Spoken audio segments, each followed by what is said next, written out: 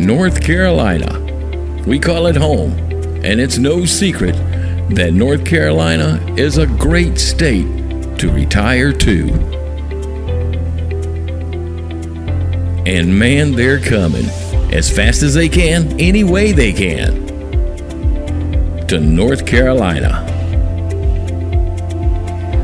Now, what you may not know, if you're one of the hundreds of thousands of state or local government employees, North Carolina is a great state to retire from. Maybe you want to drop your line in by the lake bank or hike on a mountain trail. Maybe golf is your thing. I know, some saltwater fishing. It's all right here in North Carolina. Now, we all agree that retirement shouldn't be stressful or complicated. And here at the North Carolina Retired Governmental Employees Association, we are dedicated in finding the best benefits to our state and local government retirees. So welcome to our webinar and get ready for some very important information that's gonna benefit you. You've made a living. Now it's time to make a life.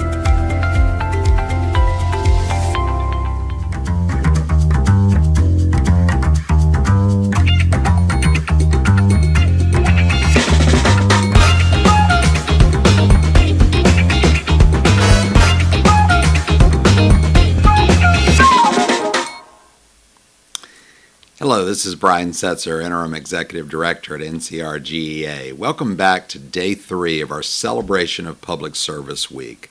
We've had an exciting first 2 days to hear from experts, partners, providers, many of the organizations that we've been privileged enough to work with to derive and also provide value to our members.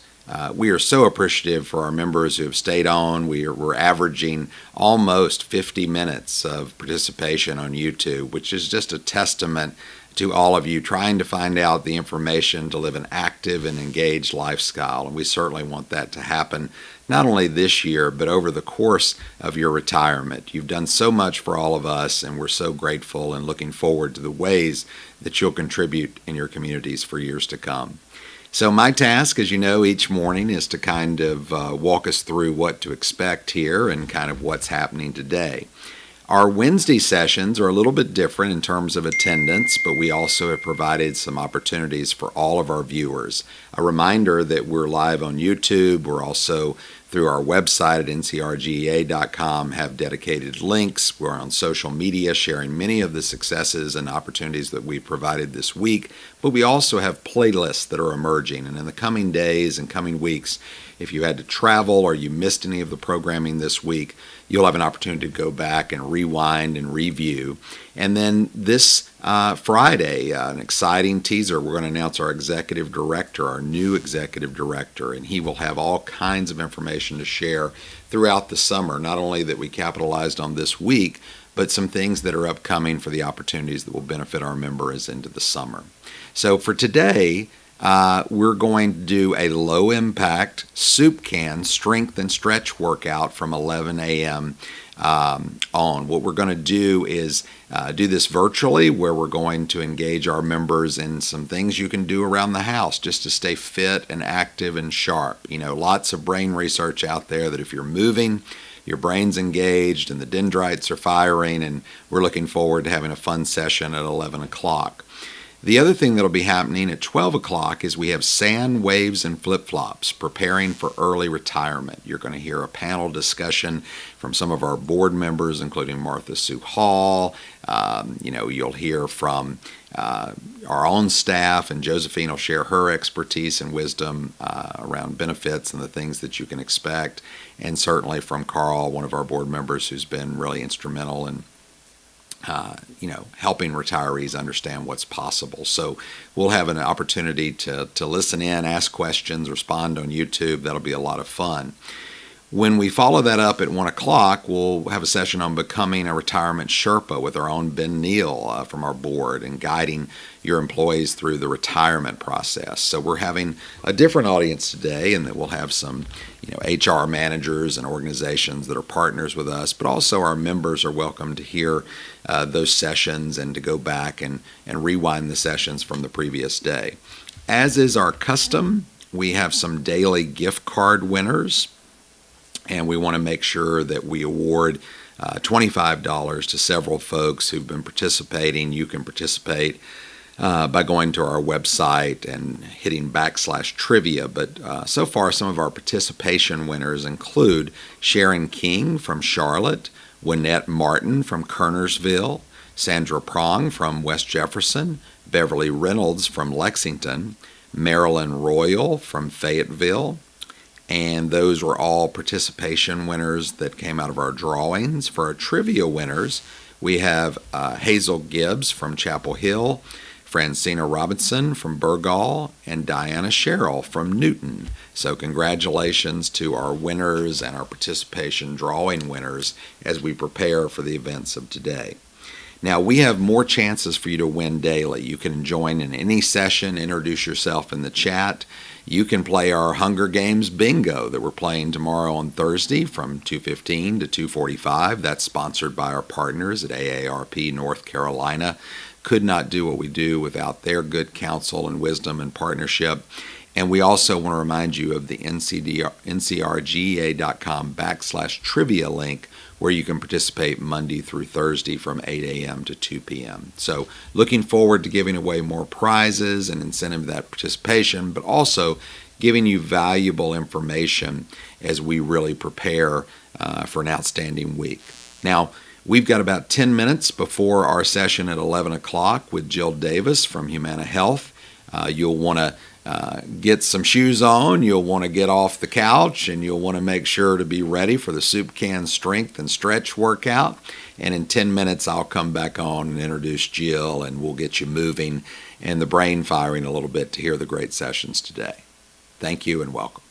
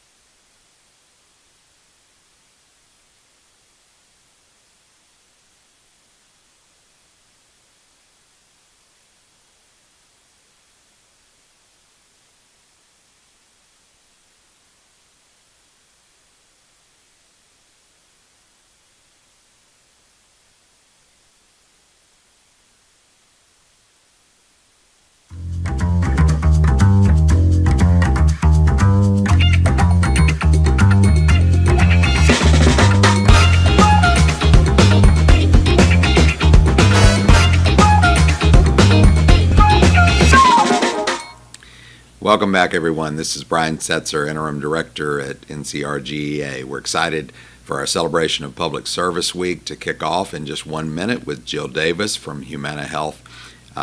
She's a great educator on being active and engaged, and if you have your soup cans ready or your water bottles or your milk jugs, now's the time to help pick them up because these are very low impact workouts that Jill's going to take us through, but they're part of, virtual fitness and staying connected with everyone. So Jill, we're thrilled to have you, and as soon as you tell us what to do, we're around the office here and we're going to go grab some water bottles or soup cans and participate along with you. So looking forward to your session. Hey everyone, thanks for coming to Soup Can Workout today. My name is Jill and I'm a health educator with Humana. And just so you know a little about my background, I've been a certified personal trainer for 20 years now, and I specialize in functional movement and strength, and I have taught a plethora of Silver Sneakers classes. So I just wanted to let you know that you're in very good hands. We're going to keep this workout nice and safe. It is for all fitness levels. You can go at your own pace. If there's something that doesn't feel right, skip it. It's all about moving, but I'm going to also just make sure I give you good cues so you'll know exactly what you should be doing and everybody will stay on the same page. For the workout, just make sure you have a sturdy chair with no wheels. You're going to want to have stable shoes. They don't have to be sneakers, but something with a good quality sole that will be nice and stable, not tripping on anything. And you'll probably want to have a water bottle. I have, for the resistance, you can probably see them back on my chair. I have soup cans today because I wanted it to be a soup can workout. So I also used water bottles last time. For those of you that came last time, you probably remember that. I'll probably be switching that up. Before we get started, I just want to let you know, can you do the workout standing up? Indira, sure you can. We have some exercises that are in the chair as well, but you can do them, you might be able to do them standing up, but just kind of follow along as best as you can. So just so you know ahead of time, you should always consult your physician or other healthcare provider before changing your diet or starting an exercise program. And by participating in this virtual exercise program, you're acknowledging that you understand there is a risk of injury associated with your participation, particularly if you have a certain underlying medical condition. You assume full responsibility for your participation in this program and agree to hold Humana Incorporated and its subsidiaries and affiliates harmless from any and all injuries, losses, and damages incurred as a result of your participation. If you experience faintness, dizziness, pain, or shortness of breath, please stop immediately. Okay. Another thing to note, we are still streaming this event live on Facebook, so you can watch it on Facebook. You can also watch it on the website at humananeighborhoodcenter.com. It will be recorded, so if you wanted to come back and watch it again or go through the workout again, just know it will be in the virtual library recorded. So you can always find it there. And once you're logged in to your account, beyond just watching today's live class, there's other classes that have been recorded that are in that virtual library. So I just want to let you know that. So today's workout is going to be pretty much a full body strength exercise program. And we're going to have a little bit of heart rate raising exercises too. So I want you to make sure you take it slow. You can do it at any fitness level. If you are a beginner, I would just suggest taking it slow. If you're more advanced, you probably know how to acclimate. And we're going to do some stretching and warming up first, and then we're going to stretch after. All right? You ready to roll? Let's get started.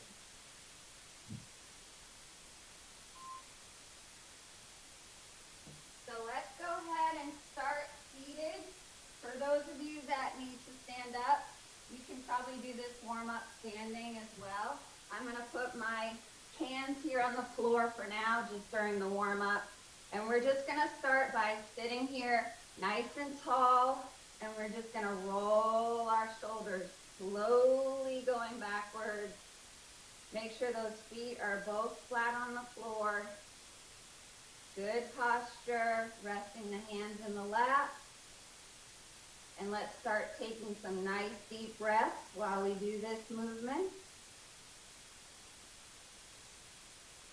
And then we're gonna reverse it. Let's roll our shoulders forward. Now remember, keep your eyes forward too. We don't want any of these movements to cause pain. We just wanna get these muscles that we're getting ready to use, get them ready, get them warmed up. Keep taking those deep breaths. We're gonna do some stuff that requires upper body and shoulders, so I just wanna make sure those are ready. All right, take another nice deep breath. We're gonna go with a little more movement here with a stretch of the chest. Put your arms forward, palms up. We're gonna open. So you get that little stretch in your chest area. Turn your palms down and close. Palms up, open. Try to keep those arms even with your chest. Palms down. Close. You're not holding your breath, right? Keep breathing. Sitting up nice and tall, double check, feet are flat on the floor. We want to really make sure our upper body's ready to roll. This is called a dynamic warm-up, something that includes the muscles that we're getting ready to use and just kind of gets them ready. All right, from here, we're gonna just rest those hands on the lap again. I want you to put one heel on the floor and just roll that ankle. We're also gonna do some things that require some ankle stability, so I wanna make sure those are ready to go. And then go ahead and switch directions with that ankle roll.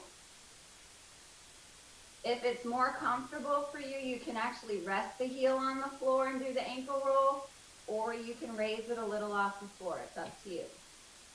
Go ahead and rest that foot. Other one forward, and just roll it in one direction. Trying to get as big of a range of motion as you can get, but we don't want any pain associated with this. And again, feel free to rest that heel on the floor if it's too much to lift the leg. Continue with those deep breaths, and we're gonna switch directions. We're gonna do one more seated warming up exercise because it's gonna involve gripping. So I want you to open your fingers nice and wide and then squeeze them into fists. Open wide, stretch them apart, squeeze into fists. If you have arthritis in your hands or any pain like that, just do the best you can. Doesn't have to open all the way. It can be a small movement. The main thing is just getting your hands warmed up. So don't feel like you have to go full throttle on this one. Keep taking those deep breaths. All right, so I think our upper body's pretty much ready. We're gonna go ahead and stand up now. The chair is here also if you need help with balance. So if you feel like you're a little unstable, go ahead and hold on to the chair as you do the exercises. I'm gonna show them without the chair, but I want you to know you can use that. So we're gonna start by just lifting one knee up and trying to touch it with your hands. Stay tall, and remember, if you wanna use that chair for balance, you don't have to touch the knee, you can just do the raise. And that's warming up the front of your leg and the front of your hip. And you might notice too, it gets your heart rate up a little bit. It's kind of getting your whole body warmed up. Great exercise to do if you just need to get up and stretch during a commercial on TV. It feels really good with the hip. Really stretches this area. We're just gonna do a couple more of those. Keep breathing. And we're gonna go from that to what I call a hamstring curl. So I'm gonna turn sideways. Again, use your chair for balance if you need to. And you're just gonna kick that foot back. Doesn't have to be very high. If you feel the coordination you want to add to it, go ahead and add a little opening of the chest here. Works on coordination. Also gets the upper body a little warmer. You can also hold on to the chair, okay? Your own level. This is your workout. You make it what you want it to be. We got a couple more of these. We just want to make sure our legs are ready. All right, we're going to move into a little bit of a forward kick. And I want you to alternate hand and leg. So I'm kicking my right leg forward, using my left hand to reach. And then I'm going to alternate. Right hand, left foot. Left hand, right foot. And you're here if you want some help with balance. Kick doesn't have to be very high. This is our last warm-up exercise. I know it's a lot to go through. You guys have been super patient. Warming up prevents injury. Very, very important to make sure these muscles are ready to roll. Keep breathing. This is warming up the back of the hip and the hamstring area. Also working on getting that heart rate up a little bit. Woo! You guys feel ready? I think I'm ready. Okay, so just so you know, the first rounds that we're doing are all going to be standing. If you need to take any breaks and sit, please do. Do your own version of the exercise safely in a seated position if you need to. First one we're going to do, I'm grabbing my resistance here. We're going to do something called a Sumo Squat. So what that is, little bit wide feet, wider than shoulder distance, and you're going to point your toes out to the side just a little bit. I'm going to use my chair because I feel it helps form, but don't feel like you have to, okay?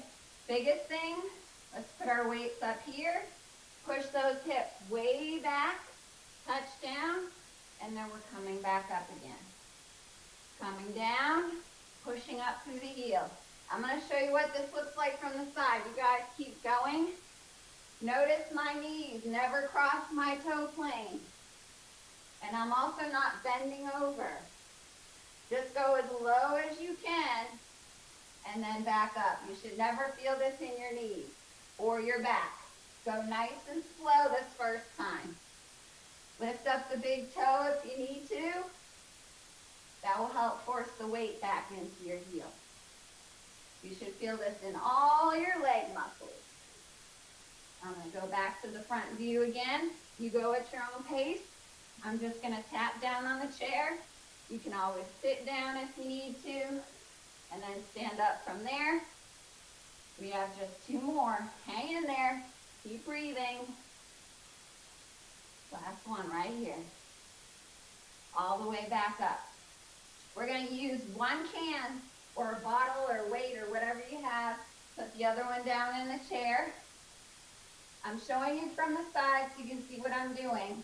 I'm going to step my right leg back, put my left hand on the front leg, and then I'm just hinging forward a little bit from my hip. Then we're going to squeeze that elbow in nice and tight and return to start. Here and here. This is called the 2-point row, and this works on your upper back muscles. Those muscles that keep you standing up straight. Super important. So make sure you're not lunging into that front leg. You have equal weight distribution between the front and the back. Pull it up, squeeze, bring it down. I'm going to show you from the front too so you can see what it looks like. Notice my hips are facing forward and my shoulders are facing forward. Keep squeezing, bring it down. Awesome. Nothing moving but the arm. Just make sure you're not doing this. You want to stay nice and still and just use that shoulder blade muscle. Only a couple more. Hang in there. It's worth it. All right, go ahead and come all the way up. And we're going to switch to the same thing on the other side. So I'll show you from the front this time so you can see the difference. You're gonna step that left foot back, hinge forward from your hip, and you're in position. Right hand rests on that front leg. Here we go. Shoulder blades squeezing in. Check that your hips are facing forward and your shoulders are facing forward. Something else to pay attention to is your neck. Make sure you are looking at the floor or somewhere on the floor ahead of you. And your neck is not hyperextending. It should be in line with your spine. Squeeze that shoulder blade, keep that arm in close. Feel those posture muscles working. Just a couple more to go. Last one here. All the way down. Rest. Take a deep breath. We're going to do a movement that involves both of our weights now. And it's a form of a deadlift. Don't let that scare you because anybody can do a deadlift. We're just going to make it a little bit of a shorter range of motion. So I'm going to show you this one from the side. Rest those weights right on your leg. Don't let them leave your leg. All right? Next step is you're going to bend from your hip, pushing your hips as far back as you can. While you do that, the weights slide down your leg right below your knee. And then we're coming all the way up to standing. Pushing the hips back as far as you can, slight bend in the knee, all the way back up. If you're feeling this in the back of your legs and your glute area, you're doing it right. If you're feeling it in your lower back, you need to really push those hips back as far as you can. It should feel almost like you're getting ready to fall backwards, and you'll feel the stretch in the back of that leg. That's when you know you got it. So we work the front and the inside of the legs with the Sumo Squat. Now we're working the back of the leg and the glute area, and that's what supports your hips. You got to keep the hip muscles strong, right? Oh yeah. Keep pushing those hips back. Make sure you're stopping your weight right below your knee. Don't go any further than that. And back up nice and tall. Keep that breath going. Remember what I said about your neck? You want to make sure you're doing that here too. Nice and straight. Couple more. Really get that stretch in the back of the leg. Push it way back. Last one right here. And back up tall. Okay, take a rest with the weights. We're going to put those down. The next movement we're going to do is going to bring your heart rate up a little bit. It works on your reaction time. So if you were to fall, this teaches you a reflex to catch yourself faster. It also strengthens your ankles and calves, and it brings your heart rate up. So it does a lot of good things. It's called an agility drill. Here's what it looks like. You're going to be on your toes, kind of like a football player. We're going to go in, out, out. In, out, out. All right? Keep going. In, out, out. Just keep saying it in your head. Stay on those toes. The harder, if you want it harder, the harder way to do it is to go low. Little easier if you stand up tall. If you still need more challenge and you've got that coordination down, you can do rapid fire feet, but only if it's safe, okay? Just a few more seconds, you guys. In, out, out. In, out, out. Yeah, I know, heart rate's coming up. Might be a little uncomfortable. Follow your instincts. 3, 2, 1. Rest. How are those legs doing? I know. I'm breathing a little heavy too. I'm going through this with you, just so you know. Definitely warmed up. Gonna take some nice deep breaths. Have some water if you need it. We're gonna go through that whole routine one more time. All right? So that first time was just your practice round. Now we're gonna do the real thing. You guys remember what's first? See if you can remember. If you guessed Sumo Squat, you're correct. So if you're using a chair, let's just make sure it's where it needs to be. That's a good thing to do before you start. I like to have my weights up here. It engages my core. Coming up, coming down. I'm not going to use the chair this time. I'm just going to hover. And I'm really pushing those hips back. And I'm also lifting my big toe. Keep that weight in the heel. Really make sure you're pushing those hips back. And listen, if you feel your knees start to hurt like here, stop there. Come back up. Don't ever work through pain. Okay? Don't feel like you got to push through that. Stop where it starts to hurt or stretch. Come back up. You're still getting a good benefit. Let's do a few more. Keep those knees back. Push way back. All right, 2 more. That's it. Last one right here. All right, go ahead, rest, breathe. Can you remember what's next? If you guessed the 2-point row, you're right. All right, one weight, only one needed. If the hand's in your right hand, if the weight's in your right hand, you're gonna step that right leg back. Nice big step. Make sure your hips are forward. You're hinging from your hips. Back's nice and flat. Rowing that elbow in. There you go. Really, now that you know what you're doing, really focus on feeling that shoulder blade squeeze in. Shoulders are down and back, elbows in close. Nothing on my body is moving but my arm here. Posture muscles. We all need these. Keep breathing, hold that position, keep that core engaging. Very important muscle group, we can't miss this one. Just 2 more, you're almost there. Last one right here. All the way back down, stand up nice and tall. Sometimes shoulder rolls feel good after those. We're gonna switch hands. Same thing other side. I'm gonna go from the front this time.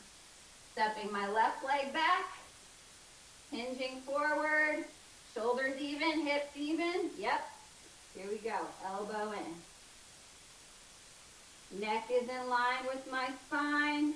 My weight is equally distributed between my front and back legs. And I'm focused on squeezing that shoulder blade in. Arms in nice and close like a chicken wing. You guys are doing awesome. You should feel so proud of yourself right now. There are so many people on the couch wishing they felt better, wishing they were a little stronger. Just a little bit of movement goes such a long way. I'm very proud of all of you for showing up today. You guys have to give yourself a little pat on the back when this is over. All right, got one more here. That's it, all the way up. Don't forget to take those deep breaths. We're gonna grab that other weight. You probably remember by now, we're gonna work that deadlift now, all right? Making sure that weight stays right on your leg the whole time. Feet should be about hip distance, maybe a little wider apart. Here we go, push those hips way back. Stop when you get under your knees, no lower. Back up tall. This one is a really good one. I know most of you are probably in a place you don't have a mirror, but if you do this one in front of a mirror sideways, you can really take a look and make sure everything looks like it's supposed to on this exercise. You never want to feel it in your lower back. Keep pushing those hips way back. And you can keep that slight bend in your knee too. Just remember, when you're feeling it in your hamstring and glute area, That means you're targeting the correct muscles. Just a few more. It's another large muscle group. We've got to keep it working. It's also a great stretch so your hips don't get tight. It's a hip dominant exercise, so it's a really good one to prevent hip injury and build that strength in your hips. These are muscles that get neglected a lot, but they're super important to keep strong. So remember this exercise. We're just gonna do 2 more. And then your favorite one is next. Here we go, last one. All the way up. We're gonna put these down. I know this one's your favorite, the agility drill. Don't act like you're not excited.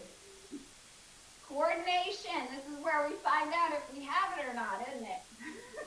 Yeah, you either love this one or you hate it. Okay, so we're gonna start straddle position, trying to get up on our toes if we can. You don't have to go very low. In, out, out. You go at your own pace, and listen, if you don't get it down, don't worry. Just do whatever you want. As long as you try to activate those muscles in your calves and ankles and your heart rate's coming up, not a big deal.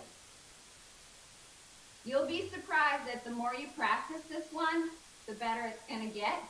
But this helps with so many things. Once you feel like you have the rhythm, if you want to challenge yourself, go ahead and go just a little faster. I wouldn't go too wide. Just a little out, out, and then back in. Few more seconds. Stay with me. 3, 2, 1. Rest.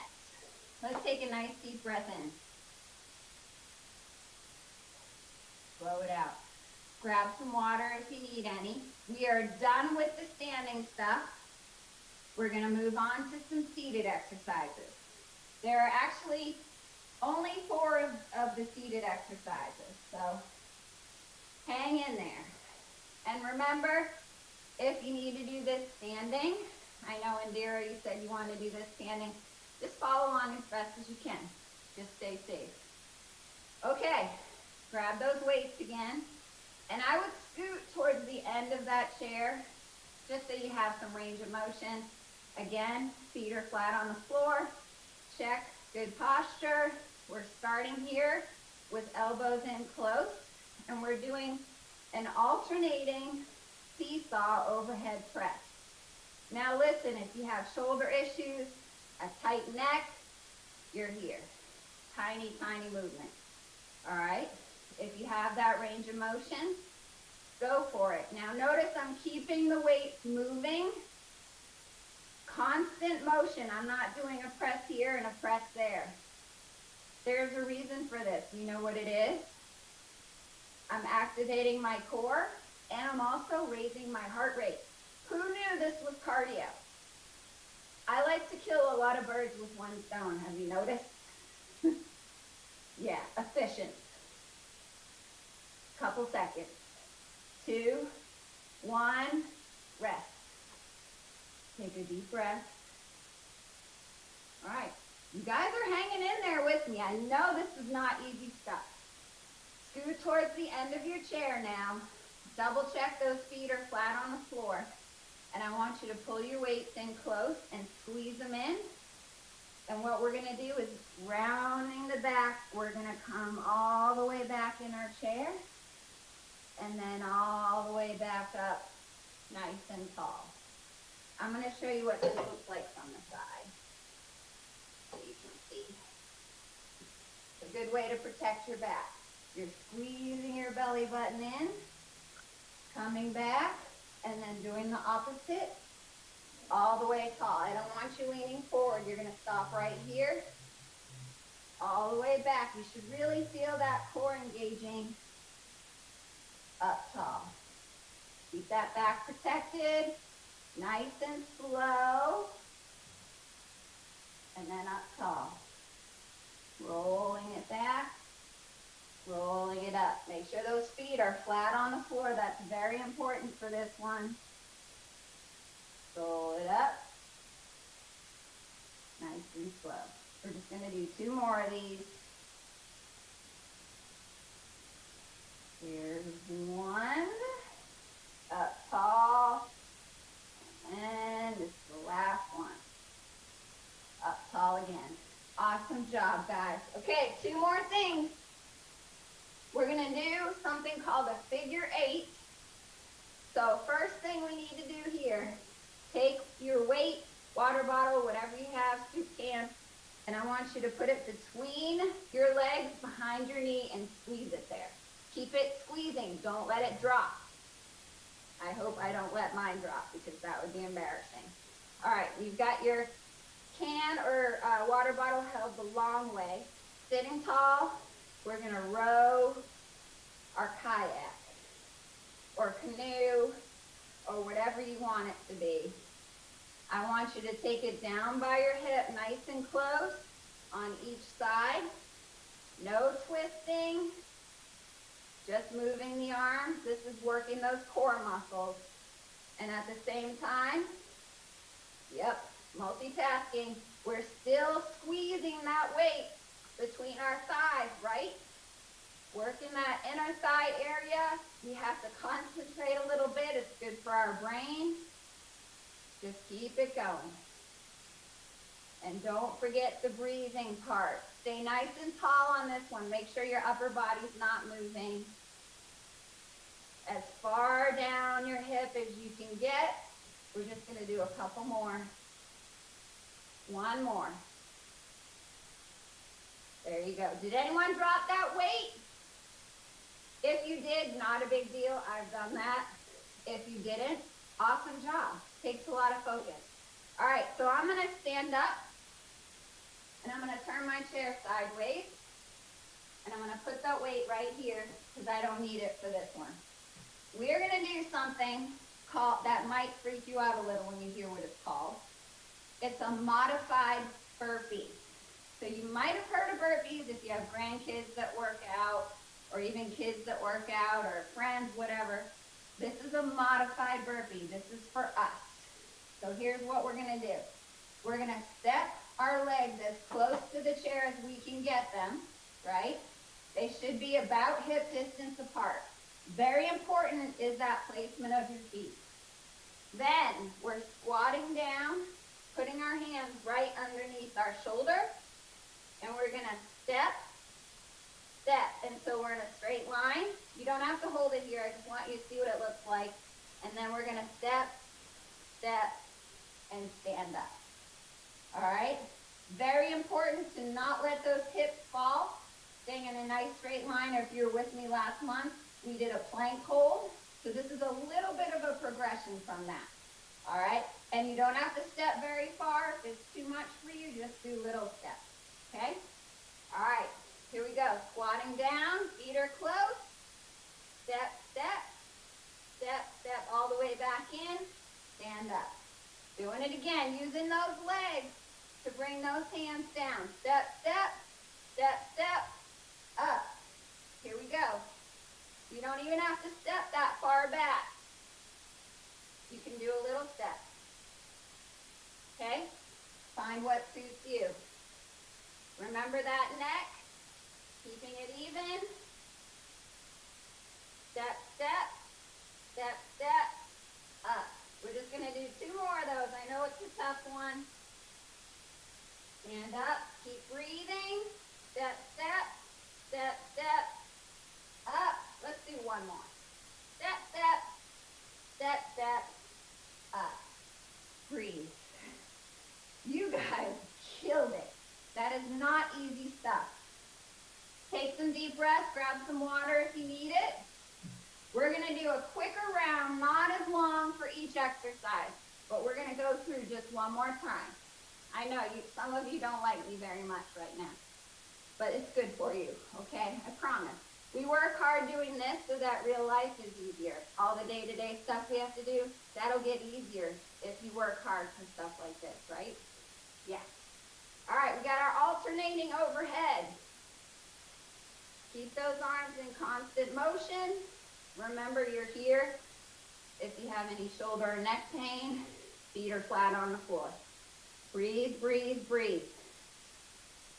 3, 2, 1. Rest. Scoot to the edge of your seat. We're going to do the sit-up next. Make sure those feet are flat. Remember, round your back. And then we're doing the opposite to get up. Think about one vertebrae at a time rolls back. And then one vertebrae at a time rolls forward. Sitting tall. Make sure you really pull that belly button in towards your spine. Keep that back protected. Breathe out on the hard part. Breathe in on the easy part. In my case, the hard part's sitting back up, so I'm breathing out for that one. And I'm breathing in, coming back. We're just going to do 2 more of these. Last one right here. All right, do you remember what's next? If you guessed that canoe row, you're right. Put that weight right between your legs again. Squeeze it. Holding the other weight the long way. Good posture. Here we go. Let's go somewhere. Think about where we're rowing to. Let's go somewhere good. Keep that good posture. Because remember, you don't want to be twisting your spine. You want it to stay nice and straight. And we're just activating those core muscles on each side. And try not to lose that weight that you're squeezing with your legs. Couple more directions. We're almost done. One more each way. Keep squeezing that other weight. Awesome. Did you hold on to it? That can be tough. Requires a lot of concentration. Okay, so last time we're going to bring these weights. You can actually put them anywhere you want now. We're completely done with them. I'm going to put mine over here. And we're going to do that modified burpee. So stepping close to that chair. Here we go. Pushing through the hips. Using the legs. Hands go down. Step, step. Step, step. Stand. Go at your own pace. You do not have to go quickly. It's probably safer if you don't. Depending on your fitness level. If you're used to stuff like this, feel free to challenge yourself by going faster. If you're not used to stuff like this, please go slow. We're just doing 2 more, and I promise we'll be done. Last one right here. This is it. Hands down, step, step, step, step, back up. You guys have finished the exercise part. Awesome work. Take some nice deep breaths, okay? Because we're going to cool down a little bit. Let's just take some standing deep breaths first. Just so we can bring those heart rates down a little before we sit. Slow it out. Deep breath again. Slow it out. Let's just do one more. And blow it out. Awesome. Go ahead and sit down. I'm just going to take you through a quick stretch, and you guys will be done. Just to loosen up those muscles now. So first one, figure 4 stretch. Bring your ankle across that opposite leg. If this is too much on your knee or hip, remember you can have a straight leg and just cross it over. Otherwise, we're here stretching the hip. If you need more, go ahead and push that knee gently towards the floor. Never pain with a stretch, right? No pain. Gentle stretch. Good posture. Let's keep recovering that breathing. Deep breaths. You're probably nice and warm. You might be sparkling a little bit. Good for you. All right, release that side. Switching to the other side. Stretching out that hip here. Should feel pretty good. Remember, no pain. We don't want pain. Keep taking those deep breaths. Make sure we get that oxygen back. All right, next stretch, we're gonna stretch the back of that leg. So go ahead and have one foot on the floor, other one kicked out in front. I'll turn to the side a little so you can see what I'm doing. And then you're just gonna reach forward until you feel that stretch in the back of the leg. And if you need more, you can lift that toe a little bit higher, and that will give you a little bit of a deeper stretch. Keep that knee soft. We don't want to be hyperextending the knee. Hold it and breathe. Nice deep breath. You guys hung in there with me. I know it wasn't easy. I'm definitely not trying to be mean to you.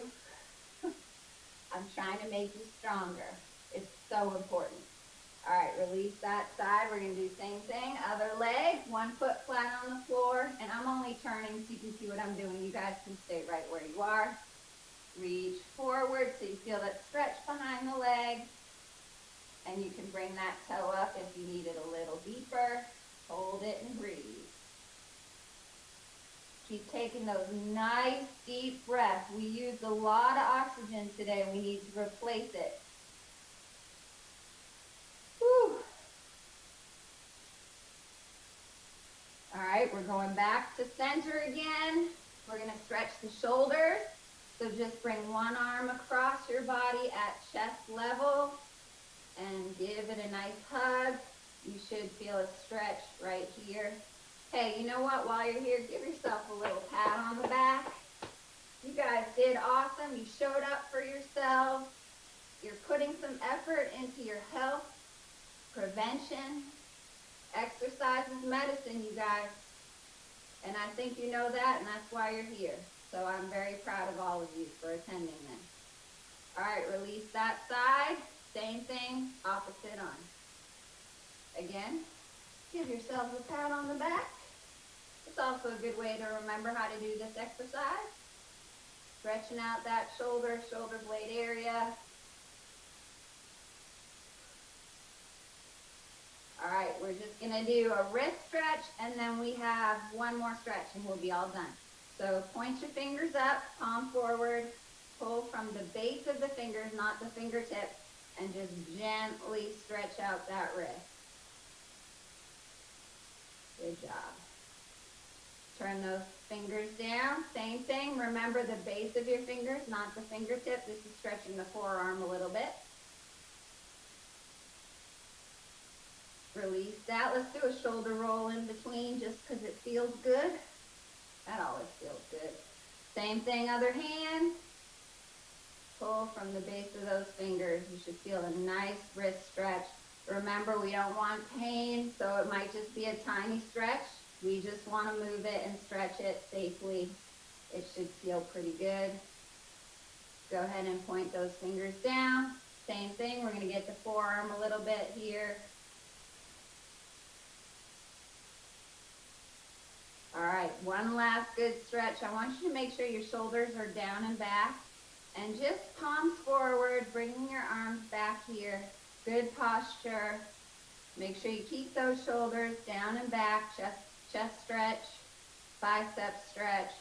Then we're gonna follow through, taking that deep breath in again. Blowing it out, drop that chin to chest. We're gonna do that same thing 2 more times. As you bring your arms back and up for that deep breath, you should feel a good chest stretch. Blow it out, chin to chest. Getting the back of that neck stretched out. One last time, really try to get those arms back carefully. Deep breath, as deep as you can get. And blow it all out completely. Whew. I actually got a little bit of a workout here. I hope you guys had some benefit from this. I'm sure you did. Woo, yep, sparkling. We don't call it perspiring or sweating. We're sparkling. So I just want to let you know, I'm grateful for everybody who came. And I also want to make sure you remember, check out the virtual library on humananeighborhoodcenter.com. I'm pretty sure David put it in the chat here. This is going to be a recorded workout, so you can go back and watch it again in your virtual library. It's also available on Facebook right now. So I just want to tell you, thank you again. Be proud of yourselves and keep moving. Take care, everyone.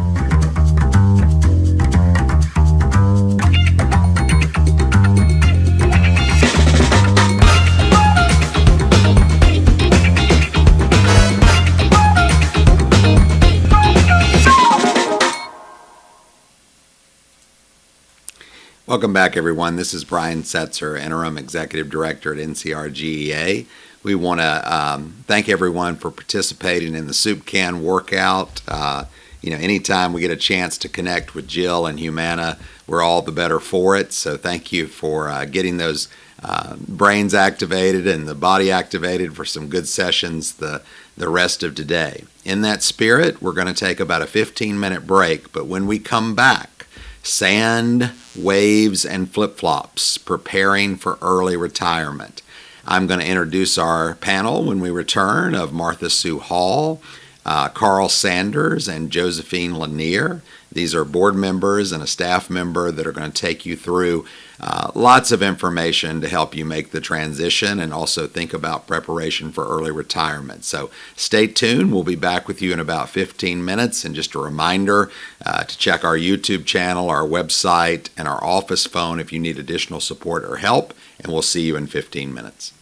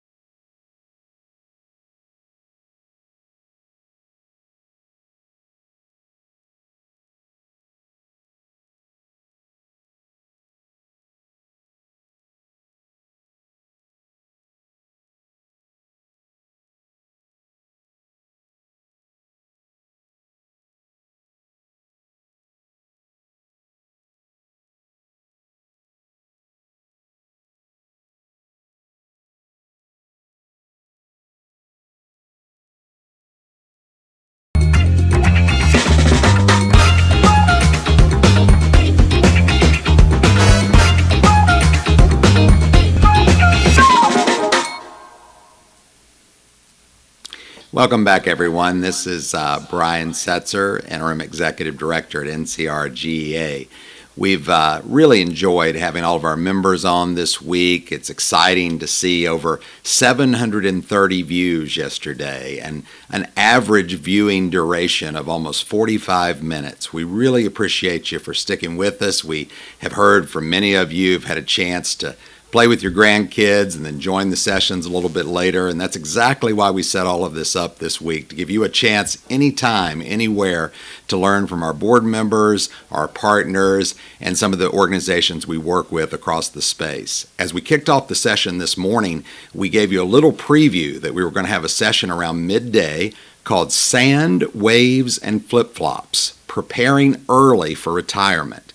And we're really thrilled to have two of our board members and executive team members in Martha Sue Hall and Carl Sanders with us today. You'll really enjoy hearing their perspectives and learning a little bit about how to prepare early for retirement. And then I'm personally thrilled because we've got a new moderator after a few days of doing this work, Josephine Lanier. Josephine is a key Ncrgea staff member and handles a lot of our benefits conversations and interfaces with members every day. So Josephine will moderate the discussion today.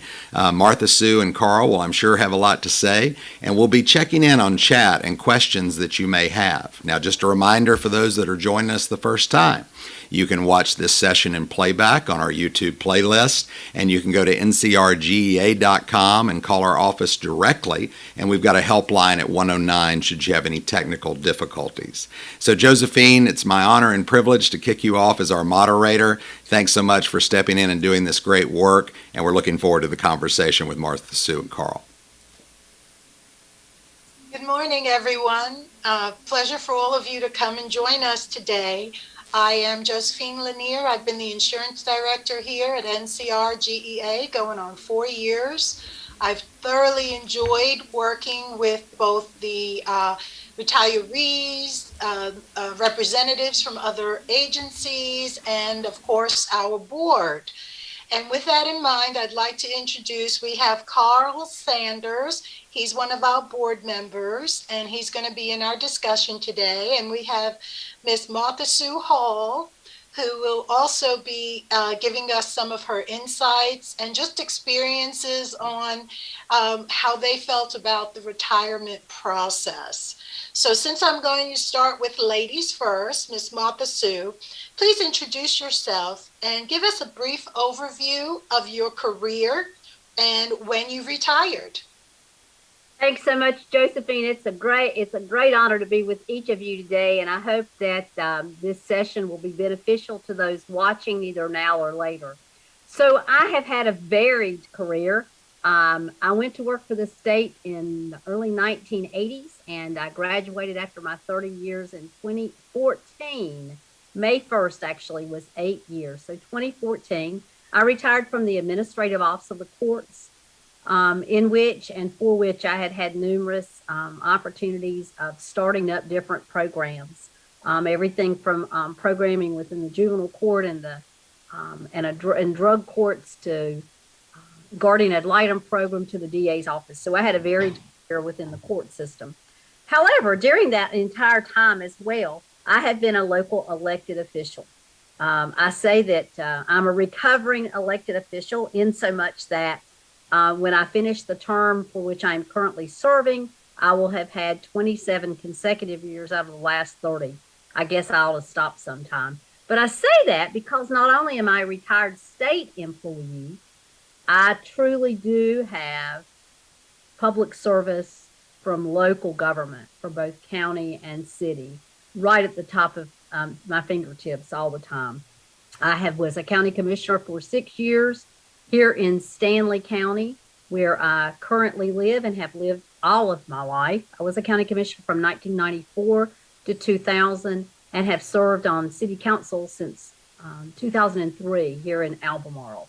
So I've told you where I worked, when I retired, what I did, and where I live. Thanks so much, Josephine.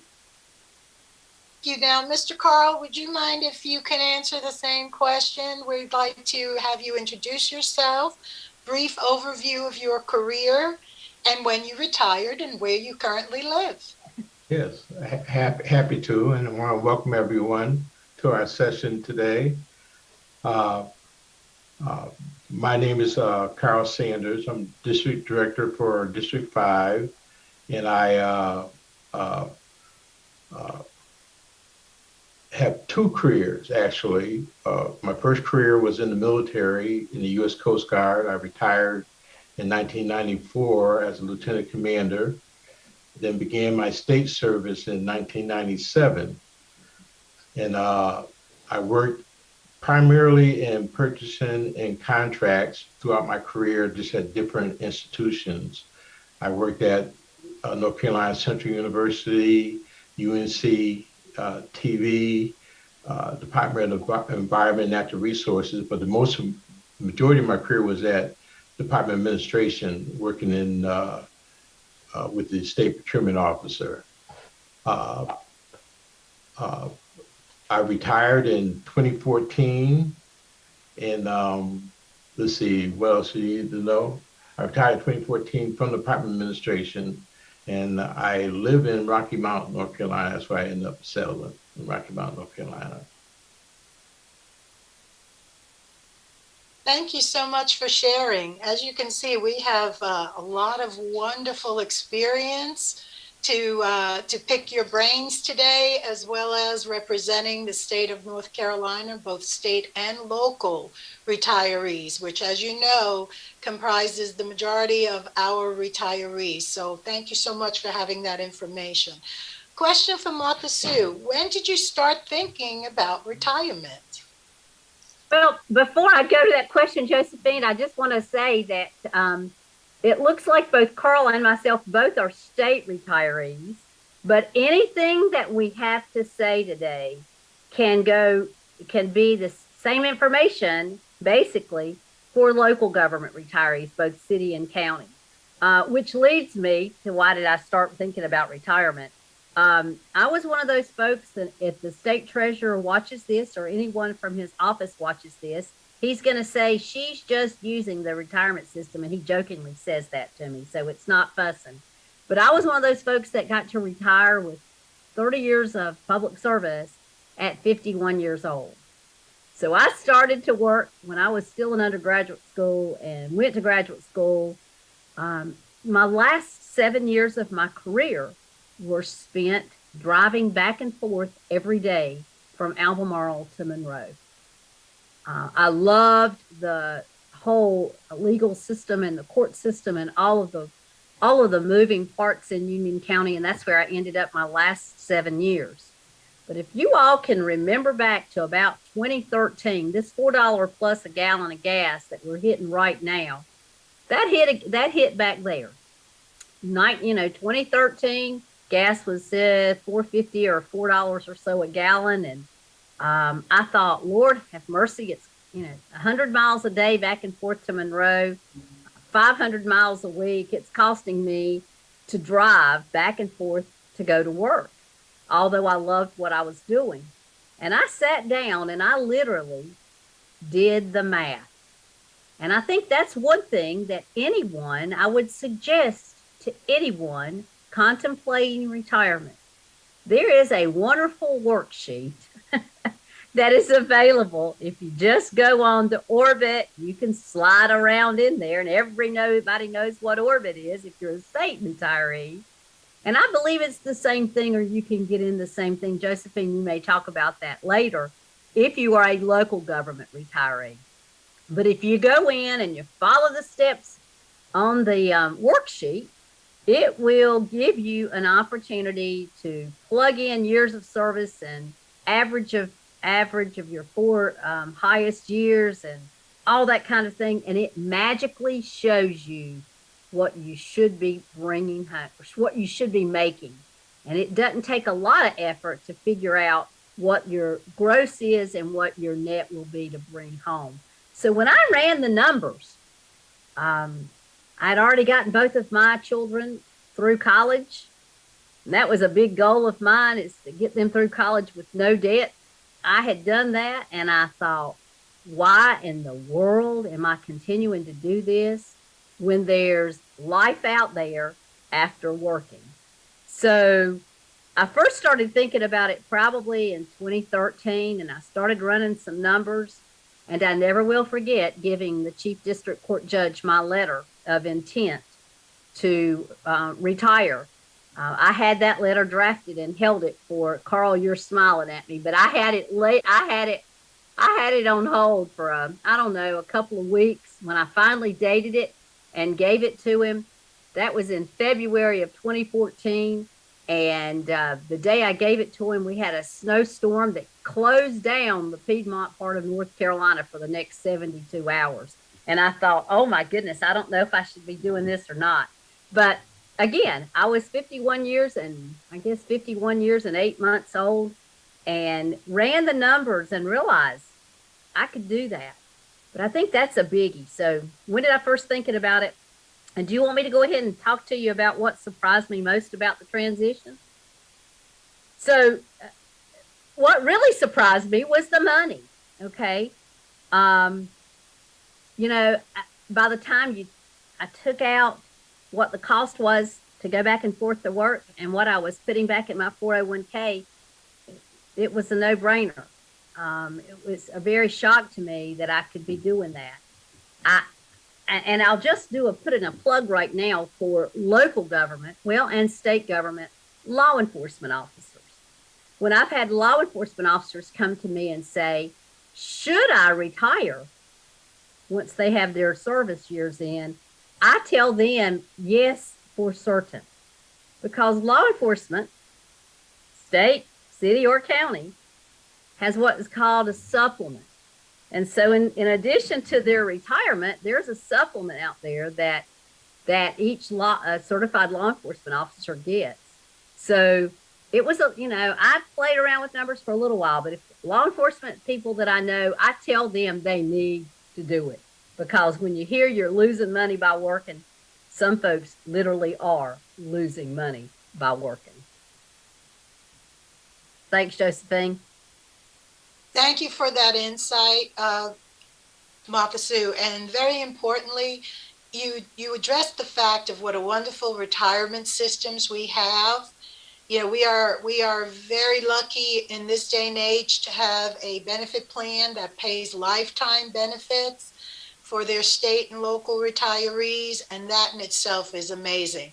Fewer and fewer states have the defined benefit plan anymore, and it's just wonderful. So yes, I agree. Now, Carl, how about you share with us when you first started thinking about retirement? Okay. Well, it was about 10 years before I started, before I actually retired. But I was motivated by, unfortunately, a divorce. At the time, my then wife had a federal government retirement pension. I had my military retirement pension. We both had Social Security and state retirement pension. So money was not an issue. It was a non-issue. We had way more than enough. After the divorce, unfortunately or fortunately, I don't have a problem with it. I had to share my military retirement with my ex-spouse, and that just changed everything. Then I had to go back to the drawing board and say, well, before you had more than enough, now will you have enough? Right? And once again, Orbit was a wonderful tool because it allowed me to project out what I would get for retirement. And so when I crunched the numbers again, the bottom line is I wanted to retire at age 60 with more than enough money. All right, so I had to go back to the drawing board. And basically what I did, I just took out and started investing a portion of my salary into the supplemental retirement plans that the state offered. They had the 401k, even though I had defined benefit, I supplemented with the 401k, and I think it was a 257B or something like that. But both of those were lifesavers for me. And when I got to retirement, I really started seriously planning 2 years before. Because that's when the reality of it all hits you, and you want to make sure that you have enough resources to last you to the end of your life, right? And so those different things helped me really to recover real quickly and get back on my feet. And now I'm retired and enjoying it. Thank you so much, Carl. And for the audience out there, both Carl and Martha Sue mentioned the wonderful estimators available on the Orbit system through the retirement systems. There's a lot of information available for those of you who are thinking about retirement on the website with the treasurer's office. That estimate that both Martha Sue and Carl mentioned are lifesavers when it comes to your planning. When's the best time for you to retire? And that is available to you on their website, which we have listed on our contact lists that we can always provide you as we go along. Now, for our panel out there, if there was one thing you had known, or is there anything you would have done differently before you actually started the retirement process? Martha Sue? I think one of the things, and this goes for state and local government, for those local governments that I know about, it definitely for the state, for folks that have been in there have their 30 years. We get our medical insurance, which is an absolute blessing. But we don't get those other ancillary insurances. Okay. I mean, that's not something that we are just given. We're not given that. And when you're an active employee, you have the opportunity to buy vision insurance and dental insurance and that kind of thing. I think one of the things for me, and again, when I was preparing to retire, I did not know about Ncrgea. I had never heard of Ncrgea. Though I look back and some of the folks who had been in leadership roles of Ncrgea, I knew, and I knew them when they were currently employed or when they were employed. But one of the things that I did not even think about was those ancillary insurances. Oh, I'll just be able to still get them. And of course, when you do the retirement packet, you get from the state retirement, from the state treasurer's office, all this information that's out there about those other insurances. And I guess I had just always taken it for granted as a active state employee that was just there. I wouldn't have to make any decisions.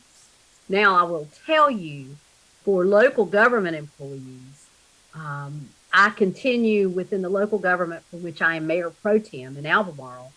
I fight for their benefits. I mean, I fight for their active employee benefits and will continue to fight for their retiree benefits, for all. But I think that's a big issue, is that and I know what assuming means, Josephine, but we assume that things are just going to continue as they are when it comes to insurance. And they don't. You have some decisions you have to make and some time limitations you have to work within when you retire. It's not just that open enrollment, but when things change, when they have, what is it called?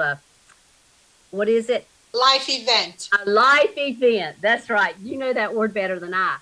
But that you've got a certain amount of time to do those life event changes as well. So that was one thing that concerned me about, and I didn't think about, but now that I look back on it, I wish I would have thought about it. So those insurances. Great. Thank you. By the way, at the end of this presentation, it would be my pleasure to share with everyone all the wonderful benefits that Ncrgea does offer their retirees. So I will definitely expand on that list and explain how we are a wonderful alternative to the benefits offered by Pierce Insurance through the Treasurer's Office. We have some additional wonderful plans, and I'll cover those later on.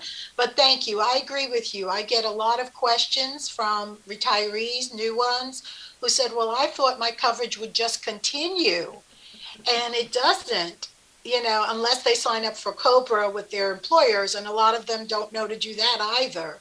So they called me kind of panicking, saying, well, what happened to my dental and vision insurance and things like that? So most definitely, we offer a lot of wonderful benefits for the retirees. Now, Carl, if you could also say if there was one wish or one thing you would have done differently before or had known about before, that you actually retired, to put out a little, this is what happened kind of situation, we would love to hear it. Yeah, when I actually retired, I made a commitment to myself and my family that when I retired, I was definitely not going to rejoin the workforce. That was a decision that I made. All right, and when I calculated all my numbers, they all were great, right? But what I didn't calculate correctly was the state pension plan.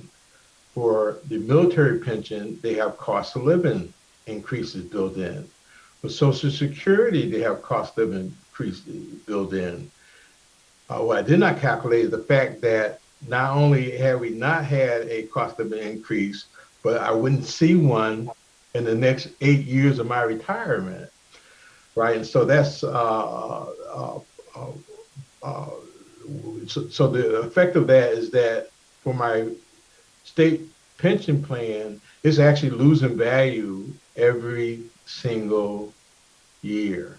And if I thought about that and cranked that into the equation, I probably would have started earlier in the supplemental programs to make sure I always had enough. But it was a little bit disheartening over the last 8 years to see the state pension just really, the buying power just shrink and shrink and shrink and shrink. And that's one of the things that drew me to Ncrgea, is because that's one of the things that they are focusing on and fighting for, us state retirees, so that we're not losing value in our benefits. So that was the biggest thing that caught me off guard. Well, thank you, Carl, because as you know, and I'm glad you mentioned it, my next question would have been, what is the most valuable part of membership? So for you, the strength of us having legislative power to go down to the General Assembly and champion for those cost of living increases and to keep the validity of the health plans and all of that is paramount. But so we appreciate people understanding that that is a huge part of our association, of what we do. And I'll talk a little bit more about that during my presentations as well. And Matasu, what is the most valuable part of our membership to you? Well, there are a couple of them. First and foremost, I'm just going to capitalize on what Carl led into and you just mentioned about the advocacy part, okay? There is strength in numbers. There is strength in numbers. If you think back to any kind of leadership skills that any of you, courses anybody may have taken, we are only as strong as our weakest link. Strong as our weakest link.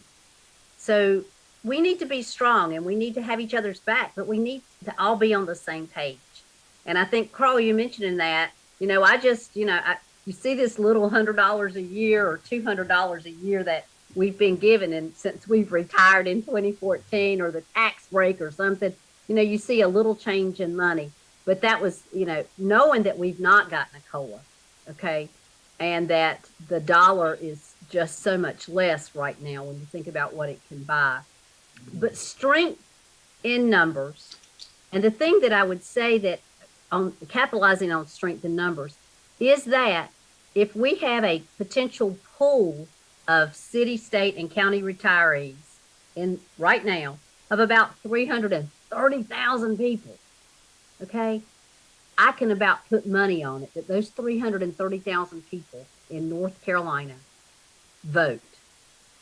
And they vote at every opportunity they get to vote because they have worked for the government that they helped to put into place or to put into office. So those potential those retirees who are potentially members, strength in numbers, have some type of connection with the folks for whom they have elected or they vote for. And their members of the General Assembly would rather hear from them at home, in the grocery store, at church, at the post office, than hear from some paid something walking the floors and walking the halls of the General Assembly. So, I mean, that is, I guess, one of my most valuable, in my mind, most valuable assets of membership. So, very good. Thank you so much. What I'm going to do right now is I'm going to put up a presentation about the benefits for the Ncrgea, and it'll touch on several things that we just talked about and Martha Sue just mentioned about our numbers and what we do to represent the retirees of the state. And then after that, we will have a 5-minute Q&A. So if anybody out there listening will have a question for Carl or Martha Sue or myself, I'll be more than happy to address it after my presentation. So hold on one moment there. And we are going to...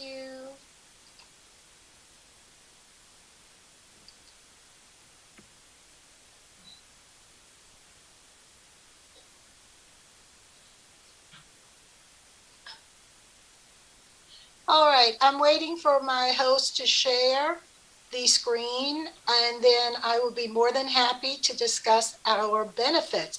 Let's start off with what we are. Ncrgea is a retired, we have just celebrated our 50th anniversary. We are a nonprofit organization working with state and local retirees, and it is our pleasure to say that we have over 65,000 members currently enrolled in our organization. We are, there we go. Hold on one second. Thank you so much for my team. All right, here we are. In 1971, a group of North Carolinians got together and realized that they needed some voices with the General Assembly to support retirement benefits, both earned and in the future. So what started out as a small group of about 20 retirees, as I said, has grown into 65,000 members. Again, we are a nonprofit organization. Not only do we work with the public servants of North Carolina, but we also include state, local, judicial, fire and rescue, and the National Guard agencies. And what began as a small advocacy group has grown into an association providing an array of benefits for our retirees.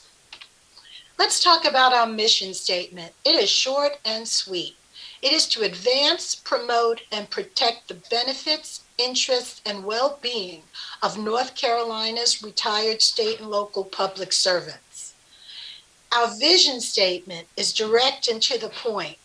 We want to be the voice and the go-to resources for North Carolina's retired public servants.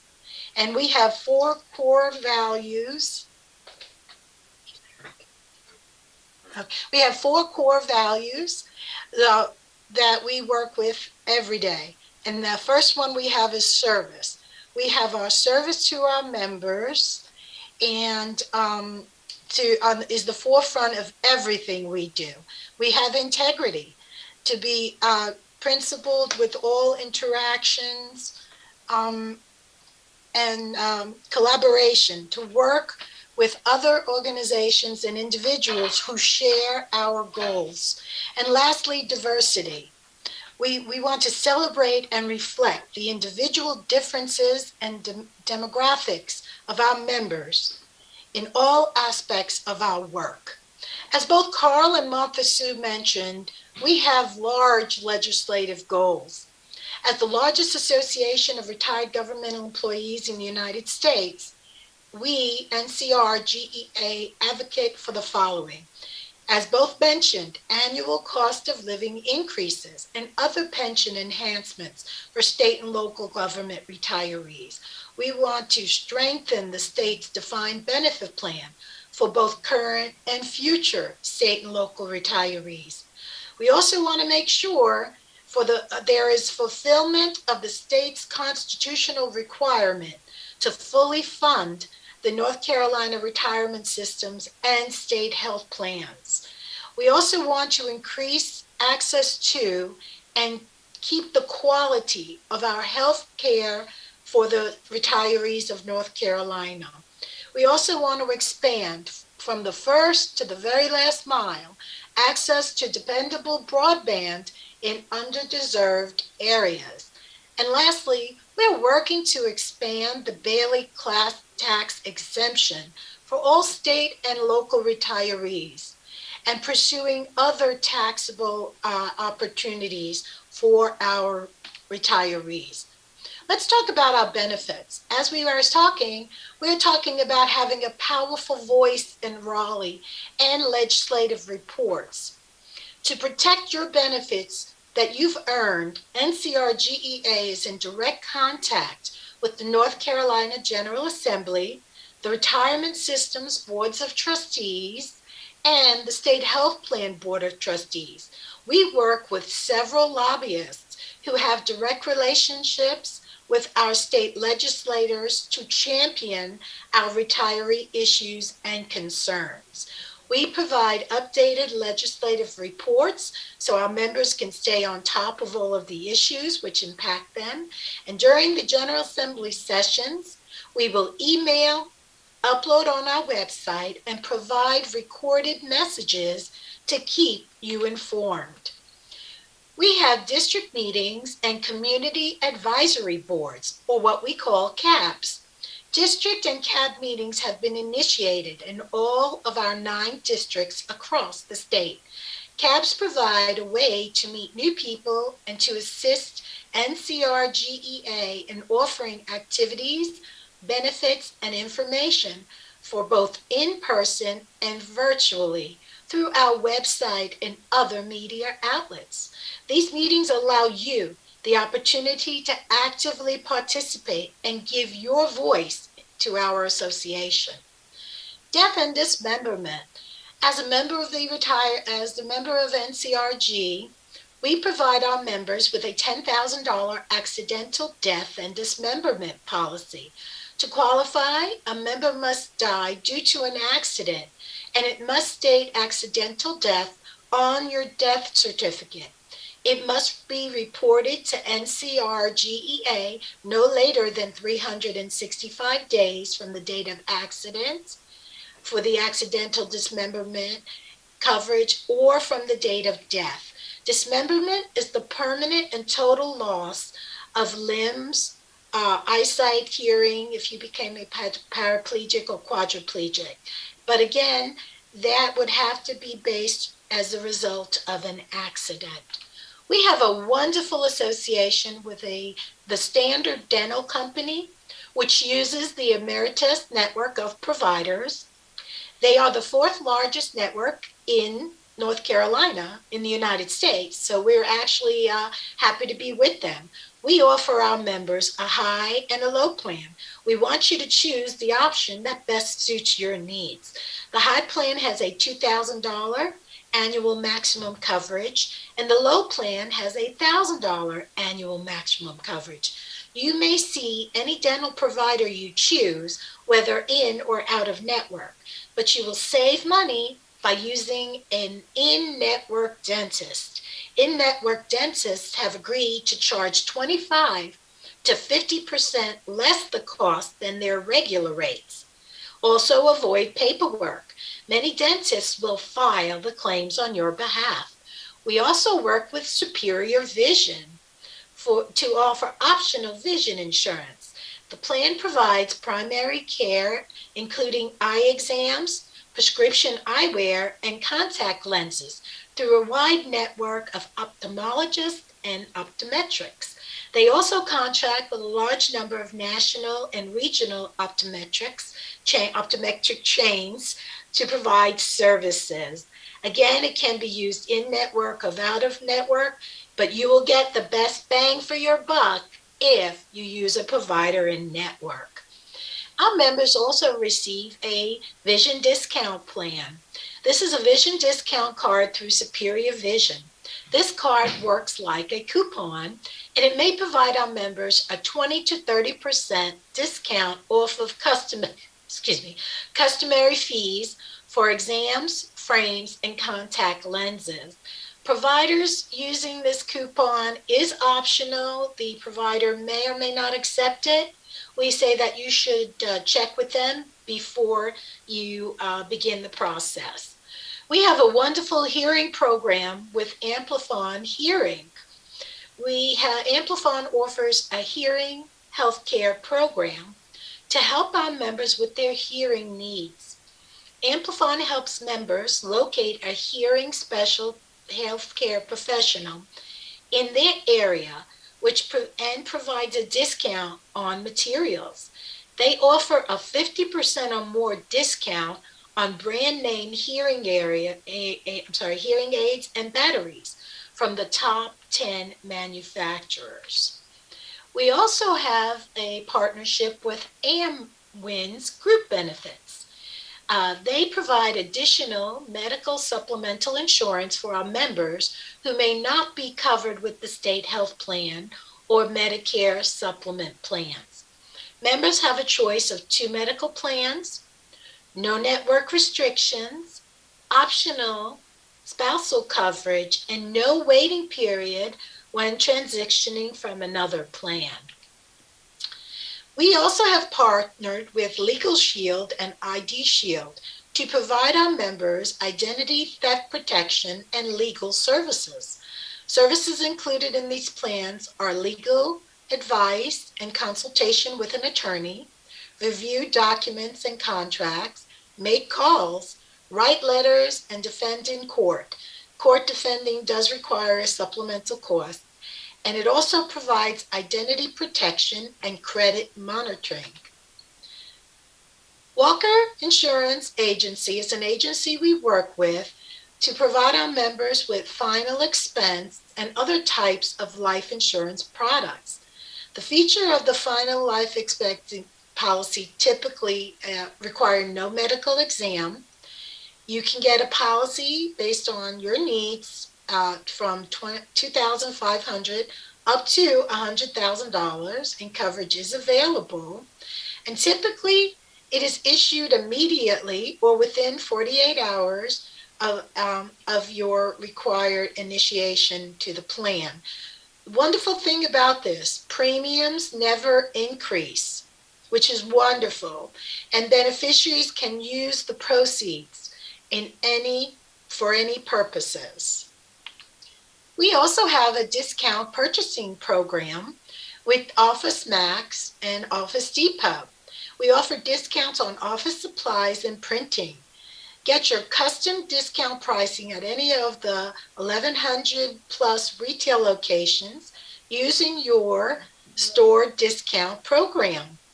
We offer a free access program to our members, providing discounts for products and services, and for a small yearly fee of $18, you can enroll in the Premier Access Perks programs, which provide larger discounts through restaurants, retailers, hotels, and theme parks.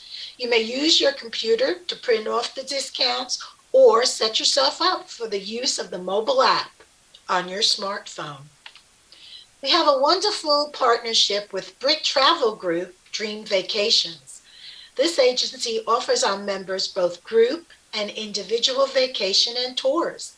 They will help you build memories with luxury and adventure cruises, romantic honeymoon packages, safaris, exotic island getaway, and tours. Future trips are always included in our bi-monthly Living Power newsletter. Speaking of our newsletter, we have a bi-monthly newsletter that is filled with insightful information retirees need to know, legislative updates, health plan issues, and many other topics and activities to keep you informed and engaged. The newsletter is mailed out, emailed, or available on our website. And speaking of our website, Ncrgea has a wonderful up-to-date website with all of our association information, the strategic plan, benefits, and self-enrollment processes. Please review all this information and more on our website, www.ncrgea.com. Finally, you may ask, how do we reach out to our new retirees? We receive a monthly list of new state and local retirees from the retirement systems. We then mail these individuals, these new retirees, our welcome packet. And we also include 6 months of the Living Power newsletter so you can get acquainted with our association and what we offer. Other benefits to becoming a member: free membership after age 90. Spouses can join as associate members with a yearly fee of $40 and enjoy rate discounts on their dental and vision premiums, plus have their own AD&D coverage. We pride ourselves on our personal touch here at NCRGEA. We respond to our members, whether by phone or email. And once we speak with you, if we cannot answer your questions, we will do the best that we can to direct you to whom you need to speak with to get assistance and get your answers. I just wanted to thank you for listening to all the benefits that we offer. Again, we are available for contact for that personal touch. You can call us at any time. We have our local number, which we will post, our toll-free number, and our website. So now we can go back to our lovely panel. Thank you all for sitting there and listening to all of our benefits. And now I was going to put out there if we have any questions from anyone in the audience. If not, we can wrap things up by saying a final word. We'll start with Martha Sue. I'll look to see if anybody has any questions, but while I'm looking, by all means, if you would like to just wrap up with us, we would love to hear your final words. So, this was about pre-retirees, and this is about folks getting ready for retirement. Each of us that are officers, each of us in the office can stop and think about a list of folks that we know are retired local government employees.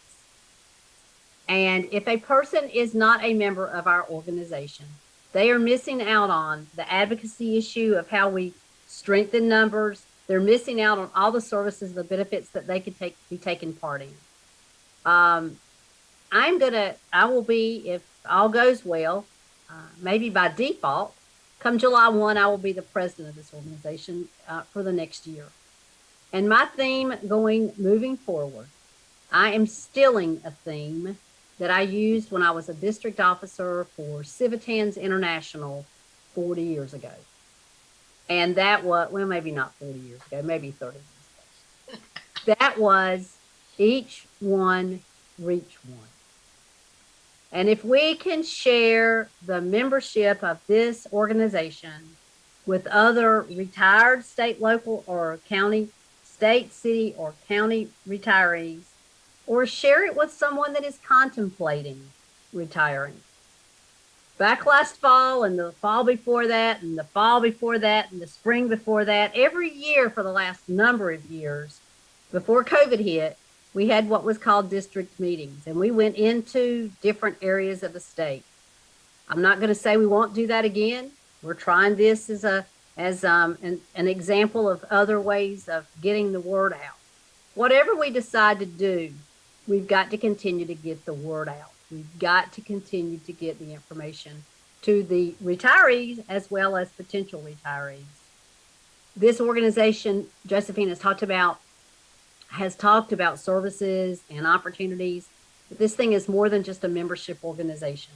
This, because of our cabs, which she talked about, will make the North Carolina Retired Government Employees Association not only a state organization, but a local organization doing work in your local communities as part of a group who are retired. So my closing comment would be, moving forward, think about each one, reach one, so that we can not only get strength in numbers, but we can share this information with those potential folks out there. Thanks, Josephine, for your moderation today. Thanks, Carl, for being on this today. And thanks to each of you who are either watching live or will watch at a later date. Thank you. Thank you. Carl, any final words, sir?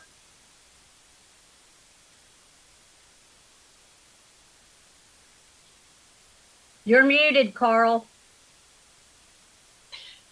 Yeah, I just want to stress the importance of membership. Membership allows you to be proactive. Right, there's so many things happening that we just react to and go along with the flow. But being a part of Ncrgea allows you to be proactive and be a part to change the quality of life, not just for yourself, but for thousands of other state retirees. I'll just close with that. Thank you, Carl. Thank you all for joining us here today and for allowing us to share our thoughts and dedication and feeling to Ncrgea. Thank you. Thanks to Josephine and Martha Sue and Carl for that wonderful panel and for answering those questions around preparing for early retirement. Really appreciate that. A reminder that all of our sessions are on YouTube. We have a playlist for each session, and if you're not able to make a 4-hour commitment or a 2-hour commitment, you can watch these at any time throughout the week or even after this week if you happen to be traveling.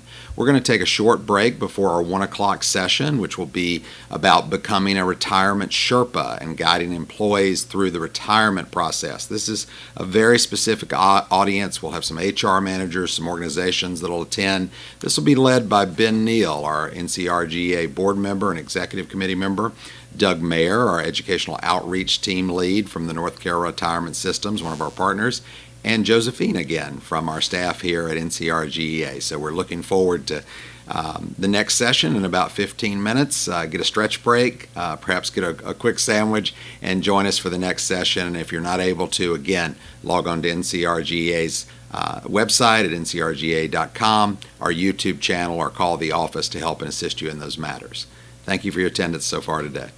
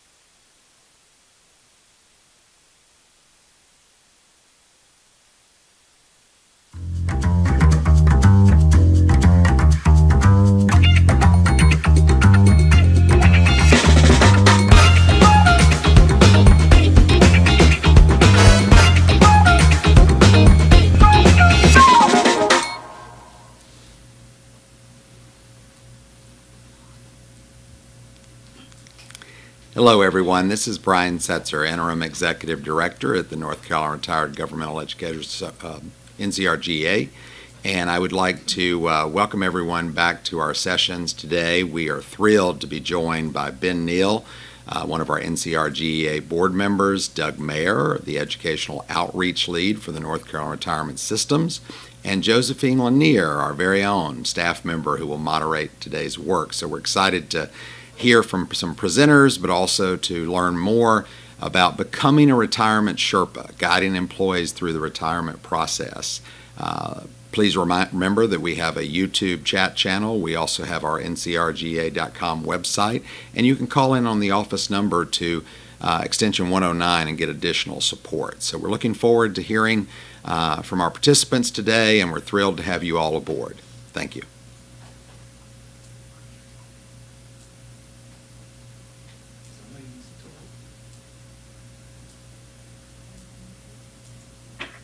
Welcome, everyone. We greatly appreciate your joining us. We appreciate the presenters, Doug and Josephine.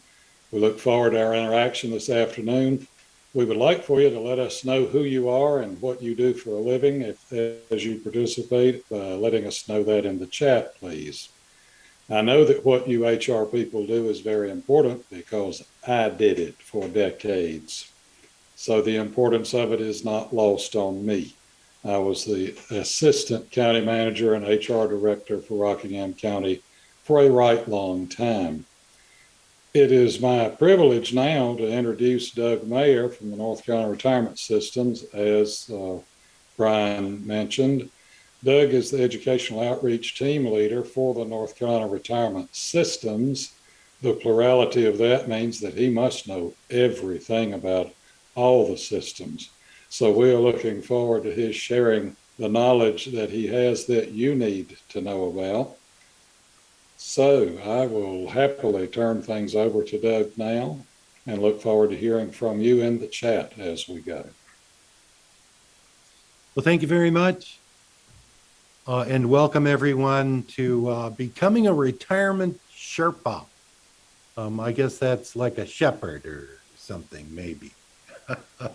But this is just a brief overview on online retirement. Of course, the member has to have had worked long enough to be eligible for retirement benefits from the North Carolina retirement system. But once that bridge has been crossed, the rest of it is really easy. Again, we now have what we call the online retirement process. It is in every single member's Orbit account online. Now, the Orbit account itself is very important in the retirement planning up until the actual retirement, because all of the tools, the custom benefit estimator, the service purchase estimator, the transfer benefit estimator are all in there and available for your members to use. It all starts with our website, www.myncretirement.com.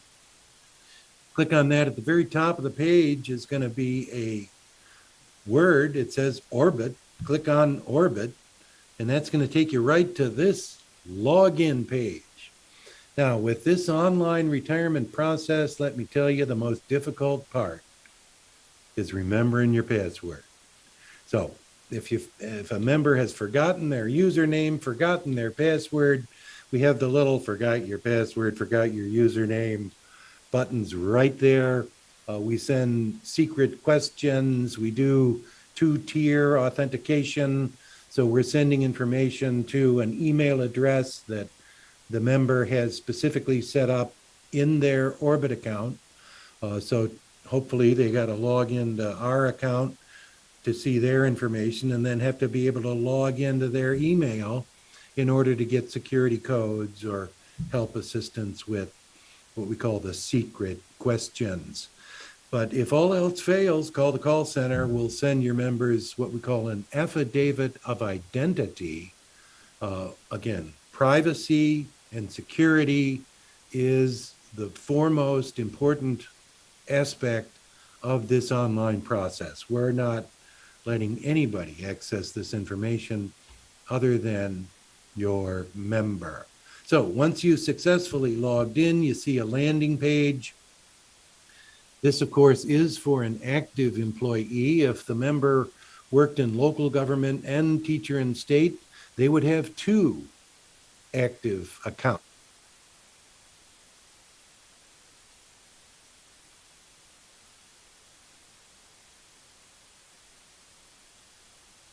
Retiree profile versus an active employee profile. Again, you need to pick which one you need to look at. So on this home page here, you'll see a blue menu on the left. And then, of course, these little green tiles. You can choose whichever one you like. They all go to the same place. But what we're going to do today is apply for retirement online. It's actually the 3rd click down on that blue menu. So you click that. Well, one more step. The online process is broken down into 3 steps. It is designed to be simpler. It avoids the mail entirely, and only one piece of paper is involved in the entire process. The member sees a little roadmap along the way. They can come back in, back out of their Orbit Online account and do the online retirement. If they were to start an online retirement application, but don't finish it, they would immediately come to this step. It says, it's not complete. Continue to step 1. So we're going to go through these steps right now. Step 1 is just picking a retirement date. That one's pretty self-explanatory. But again, you'll notice in the copy, there's a little question box there. All of the required fields are marked with a red asterisk. And if you don't answer all the questions that are required, it just simply won't let you advance to the next slide.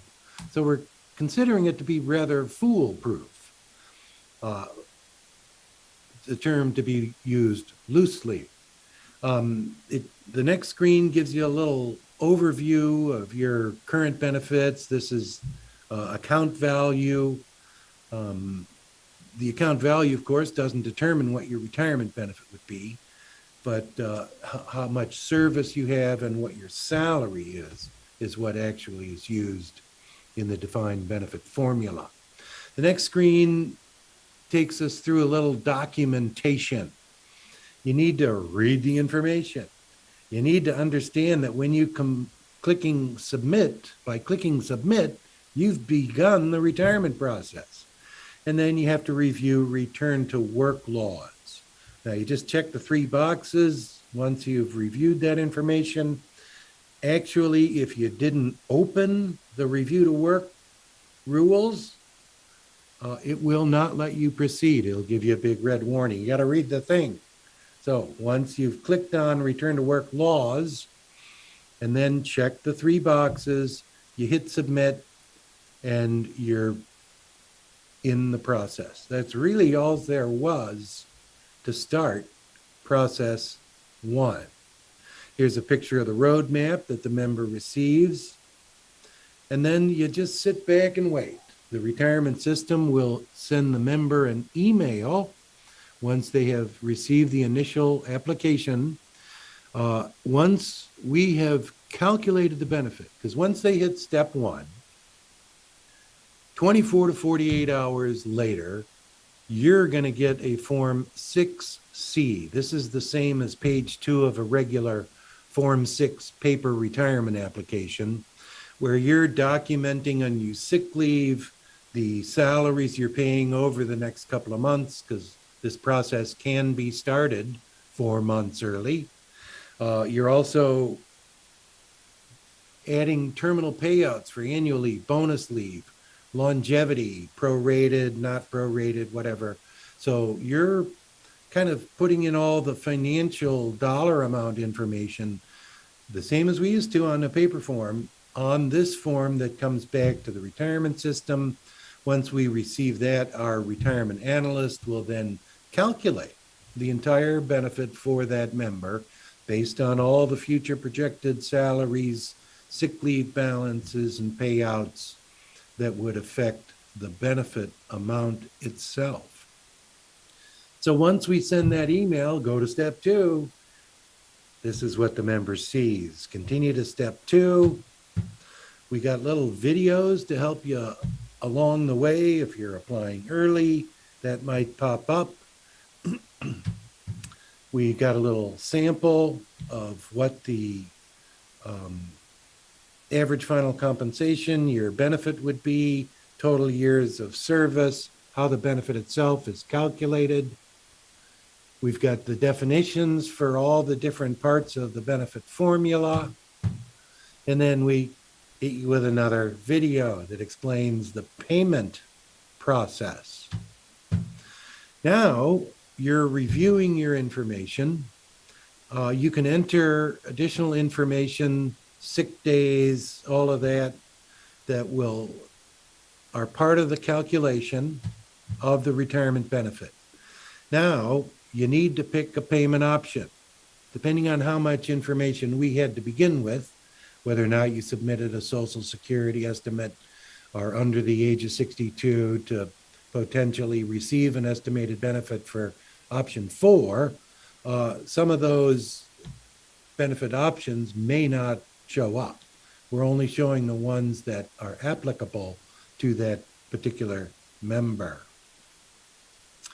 Continuing on, we're now setting up beneficiaries for the guaranteed refund. These used to all be separate forms that we would send the member. They'd have to fill out, send them back. But again, it's all done online.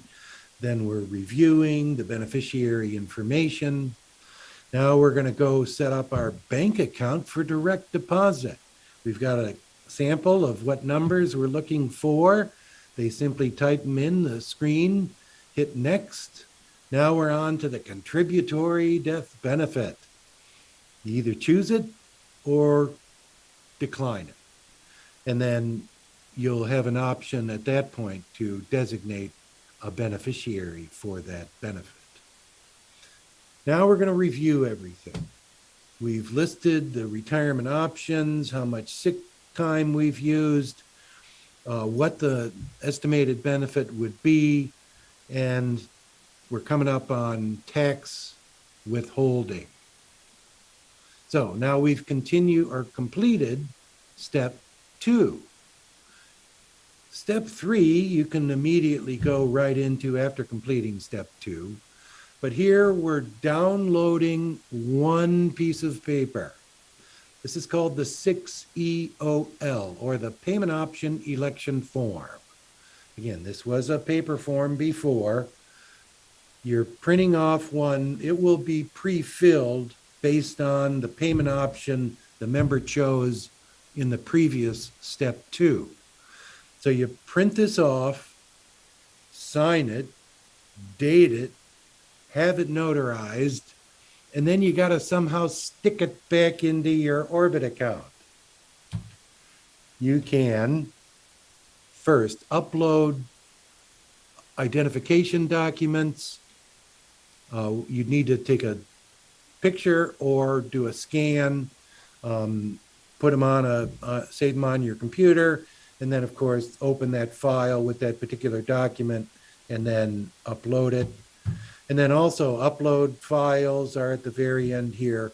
You're going to, or your member is going to scan that form 6EOL and it will upload into their account. And that's pretty much it. Congratulations. Actually, the animation, once you've gotten to the retirement finality at the very end, the finish, shows a little fireworks or something like that. It's kind of cute. But now this is very important. For our retirees or pre-retirees that do qualify for the state health plan, the North Carolina retirement system, once they've completed the Form 6EOL, not a moment sooner, after we've received the Form 6EOL, there'll be a new menu choice in their Orbit account online. It's called State Health Plan e-Benefits. Click that. It's going to pretty much go to the same place, shpnc.org, but this will allow the member to access their state health plan information. They can change their state health plan options, provided they do it before their effective retirement date. Now, if they're over 65, we will auto-enroll that member into the 70/30 plan, whatever version they had as an active employee. If they had family, spouse, they're enrolled. If they're under age 65, we will auto-enroll those members into the exact state health plan they had as an active employee. So for example, there could be the 80/20 with the family, full family option, spouse included. So if that's not what you want when you retire, you need to start the retirement application process online 4 months early so that that whole process will have been completed.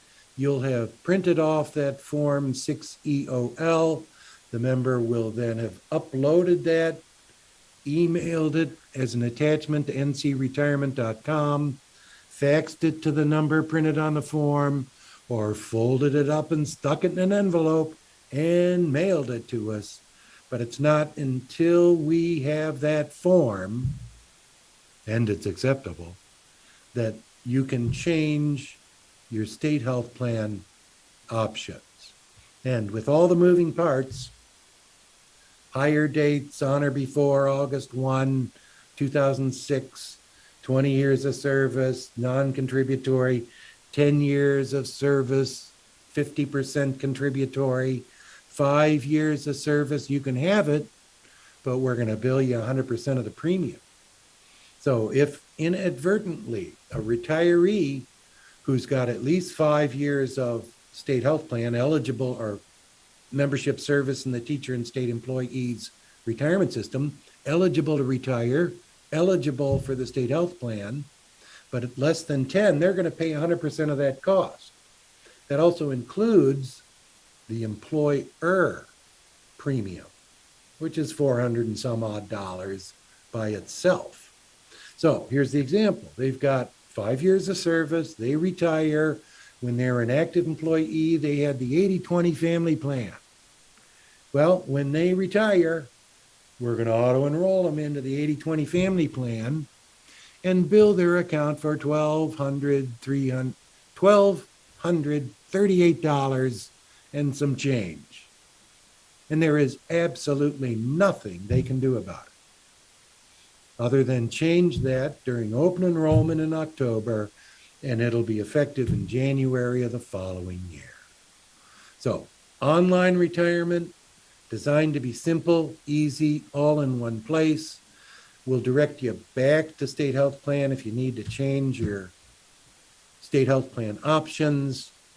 But again, it's all there. We're avoiding the mail. The paper process is still there. That's the same. Fill out a paper form. Employer fills out page 2. Identification documentation all mailed to the retirement system. We'll mail the member forms. The member fills them out, mails them back. We mail them more forms, all of that. But again, online, we're avoiding the mail altogether. So if anyone has any questions, this is all there is. It's very intuitive. It's rather entertaining. And any question your members might ever have can be answered immediately by them clicking on one of the little help links right there on the page they're currently viewing.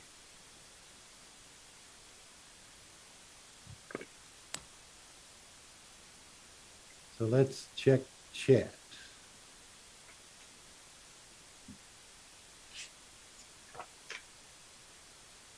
Okay.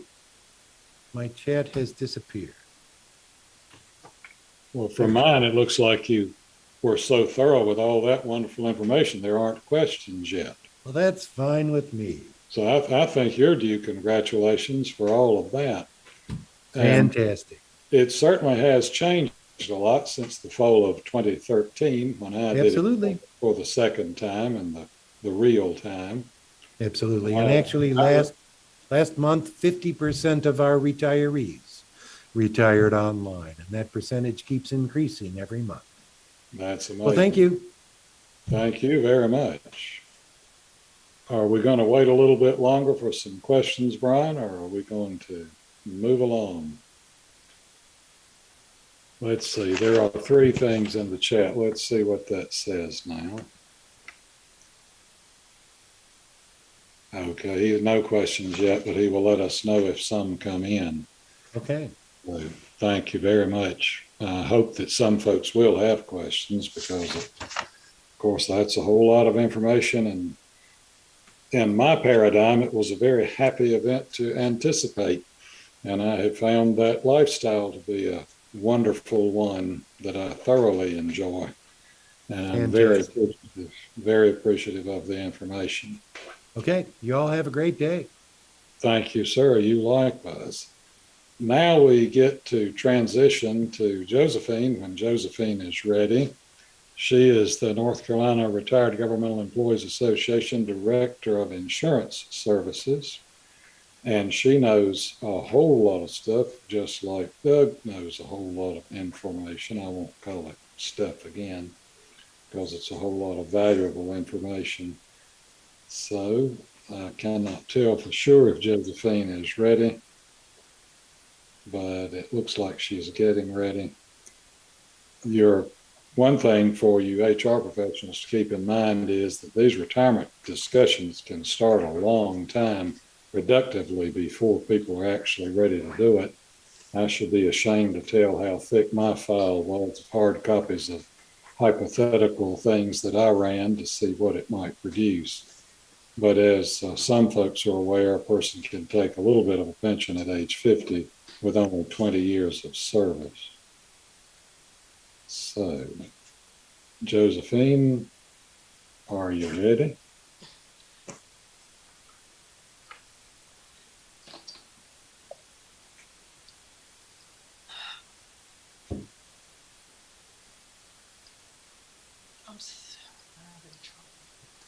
Okay. I have the greatest sympathy for that situation. My dog wants to get back in my lap and entertain everyone, but I doubt if that's Brian can share it. I'm here.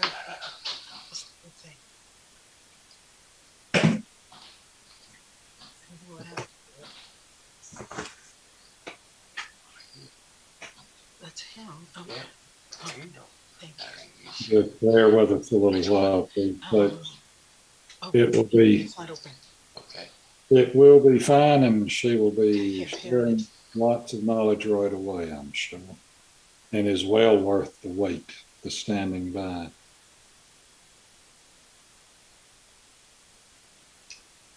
Ours is a great organization, and we need you, and we contend that you benefit greatly from participating with us because of the various benefits that include things like the dental and superior vision and the hearing aids and things. All right, I believe she's ready. Thank you so much. I'm sorry for the technical difficulty I was having. Ben, thank you for keeping the ball rolling. Or whatever. Thank you. I am Josephine Lanier. I am the insurance director here at Ncrgea. It's been my pleasure to be the insurance director here for over 4 years. I thoroughly enjoy my relationship with our members, my coworkers, and the board members here at Ncrgea. I would like to take a moment to talk about our membership benefits and all of the wonderful things that are available to state and local retirees. once they retire and join our membership. Who are we? Let's talk about that. Ncrgea is a nonprofit association that works for the benefits of all public servant retirees in North Carolina. These include all retirees from state, local, judicial, fire and rescue, and the National Guard agencies. We have just celebrated last year our 50th anniversary. We are very proud of that length of having association. In 1971, a group of North Carolina retirees realized that as local and state government retirees, there was a need for a voice for the retirees with the General Assembly for benefits which retirees earned in the past and for future benefits. What started out as a small group of less than 20 retirees has grown to over 65,000 members. Again, we were a small advocacy group and providing a small array of benefits for retirees. By providing retirement information and benefits, we work to fulfill our members' needs and keep them up to date with issues affecting their lives. Let's talk about our mission statement. It is brief and to the point. We are here to advance, promote, and protect the benefits, interests, and well-being of North Carolina's retired state and local servants. What is our vision? Our vision is to provide the voice and the go-to resource for the North Carolina's public servants. And we have 4 basic core values we run our organization on. Number 1 is service. Keep our members and their needs at the forefront of everything we do. Integrity. We are principled in all interactions with members, decision makers, and other agencies. Collaboration, working with those other agencies and individuals who share our common goals. And finally, diversity. We celebrate and reflect the individual differences and demographics of our members in all aspects of our work. Biggest part of what we do is we have high legislative goals.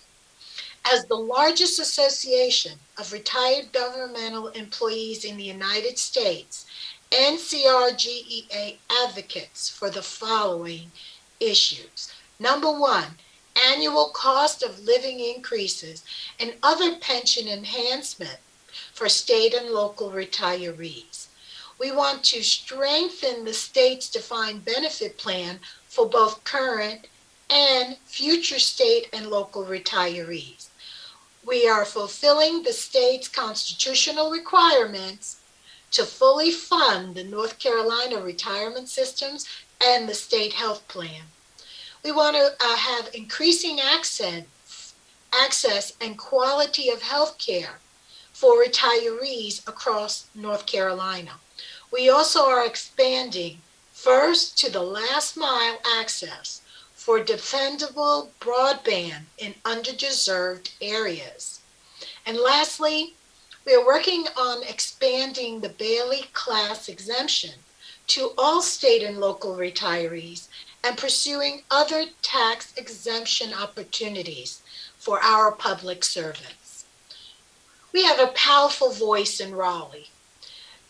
We are here to protect the benefits our retirees have already earned, and Ncrgea is in direct contact with the North Carolina General Assembly, the Retirement Systems Board of Trustees, and the State Health Plan Board of Trustees. We work closely with several lobbyists who have direct relationships with our state legislatures to champion our retiree issues and concerns. We provide legislative reports to our members so they can stay on top of the issues that impact them. During General Assembly sessions, we email, upload to our website, and provide recorded messages to keep our retirees informed. We have district meetings and community advisory boards, which we call CABs. District and CAB meetings have been initiated in all 9 of the districts across the state. CABs provide a way to meet new people and assist Ncrgea in offering activities, benefits, and information, both in personal and virtually, through our website and other media outlets. These meetings allow you, the retiree, the opportunity to actively participate and to give you a voice in our association. As a member of Ncrgea, we offer, as you are given, accidental death and dismemberment plan. We provide a $10,000 accidental death and dismember policy to all active paying and lifetime members. In order for this benefit to be paid, a member must die due to an accident, and it must state accidental as the cause of death on a death certificate. It must be reported to Ncrgea no later than 365 days from the date of the accident for the accidental dismemberment coverage or the death benefit. Dismemberment is the permanent and total loss of limb or use of that limb, eyesight, hearing, should you become a paraplegic or quadriplegic. The insurance will pay a percentage of that $10,000, but it too must be a result of an accident. We have a partnership with the Standard Dental Company, which uses the Emeritus network of providers, which is the 4th largest provider network in the United States. We offer our members 2 plans, so they can choose the plan which best suits their individual needs. We have a high plan that has a $2,000 annual maximum coverage and a low plan that has $1,000 annual maximum coverage. You may see any dental provider you choose, whether in or out of network. You will save more money by using an in-network dentist. In-network dentists have agreed to charge 25 and up to 50% less the cost than their regular rates. Also, to avoid paperwork, many in-network dentists will file your claims on your behalf. We also work with Superior Vision. We offer our members optional vision insurance. The plan provides primary vision care, including eye exams, prescription eyewear, and contact lenses through a wide variety of ophthalmologists and optometrists. We also contract with a large number of national and regional optometric chains to provide services. Can be used in network and out of network. However, the greater savings you will receive is if you use a network provider. Superior Vision also allows our members to have a free discount vision card. This card works as a coupon and may provide our members a 20 to 30% discount off customary fees for exams, frames, and contact lenses. Double check and make sure the provider that you are going to participates as an optional coverage, and they will agree to accept the discount card. We have a wonderful partnership with Amplifon Hearing. They are a hearing healthcare plan, and this is included with the membership. The program helps our members to locate a hearing provider in their area and provides a discount on materials. They offer up to a 50% discount or more on brand name hearing aids and batteries from the top 10 manufacturers. And anyone who's ever had to get hearing aids will realize the total costs are quite high. So having a wonderful discount program really does help. We are also partnered with Amwins to provide supplemental insurance. So it's supplemental medical insurance to our members who may not be covered by the state health plan or Medicare supplement plans. Members have a choice of 2 medical plans to choose from, no network restrictions, optional spousal coverage, and no waiting period when transitioning from one plan to another. Our members can participate in our legal products. We offer Legal Shield and ID Shield to provide our members with identity theft protection and support, legal support. Services with these agencies, with these plans, include legal advice and consultation with an attorney, review documents and contracts, make calls, write letters on your behalf, and defend in court, which does require a supplemental cost, and provide identity protection and credit monitoring. We work with the Walker Insurance Agency, which offers our members final life, final expense, and other types of life insurance products. Features of the final expense insurance typically include no medical exam requirements. You can get increments of $2,500 all the way up to $100,000 in coverage is available. Typically, the plan is issued immediately or within 48 hours. And the good thing about this are the premiums never increase, and the beneficiaries may use the proceeds for any purpose. Here at Ncrgea, we also have discount purchasing programs. We are partnered with Office Depot, Office Max to offer discounts to our members. Get your custom discount pricing of any of the 1,100 plus retailers of these companies nationwide by using your store discount program. Again, Office Max provides discounts on office supplies and printing. We also offer free Access Perks program to our members, providing discounts for products and services. But for a small yearly fee of $18, we offer a premium Access Perks program, providing larger discounts at restaurants, retailers, hotels, and theme parks. You can use your computer to print off the discounts or use your mobile app on your smartphone.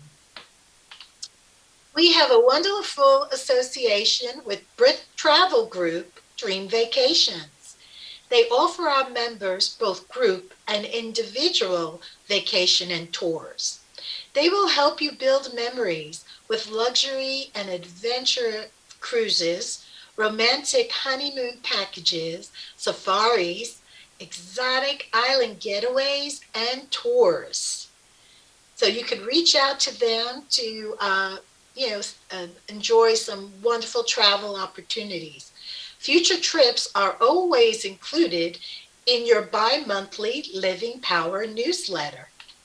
Speaking of our newsletter, we have a wonderful bi-monthly newsletter which is filled with insightful information retirees need to know, legislative updates, health plan issues, and many other topics and activities to keep you informed.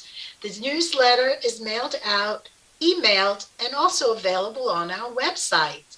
Speaking of our website, Ncrgea has a wonderful up-to-date website with all of our association information, our strategic plan, benefits, and self-enrollment processes.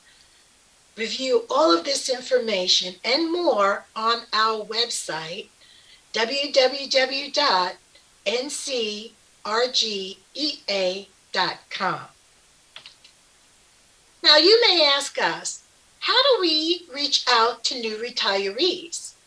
We receive a monthly list of state and local retirees from the retirement systems. We mail out a welcome packet to introduce ourselves and provide 6 months of the Living Power newsletters so you can get acquainted with our association. Other benefits to becoming a member: we have free membership after the age of 90. Spouses can join as an associate member for a yearly fee of $40 and enjoy rate discounts on dental and vision premiums and have their own AD&D coverage. We pride ourselves on our personal touch. We respond to members whether by phone or email. If we cannot help you, if we cannot answer your questions, we will do the best that we can to direct you to whom you need to speak with to get assistance and hopefully resolution. Thank you so much for allowing me to share our benefits with you all, and we hope that you encourage your future retirees to look into our website, which is www.ncrgea.com, to provide them with a wealth of information.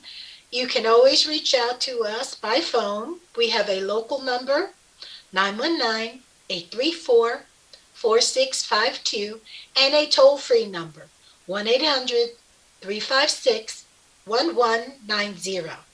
And if not myself, one of our wonderful staff here will be more than happy to take your call. Thank you, Ben.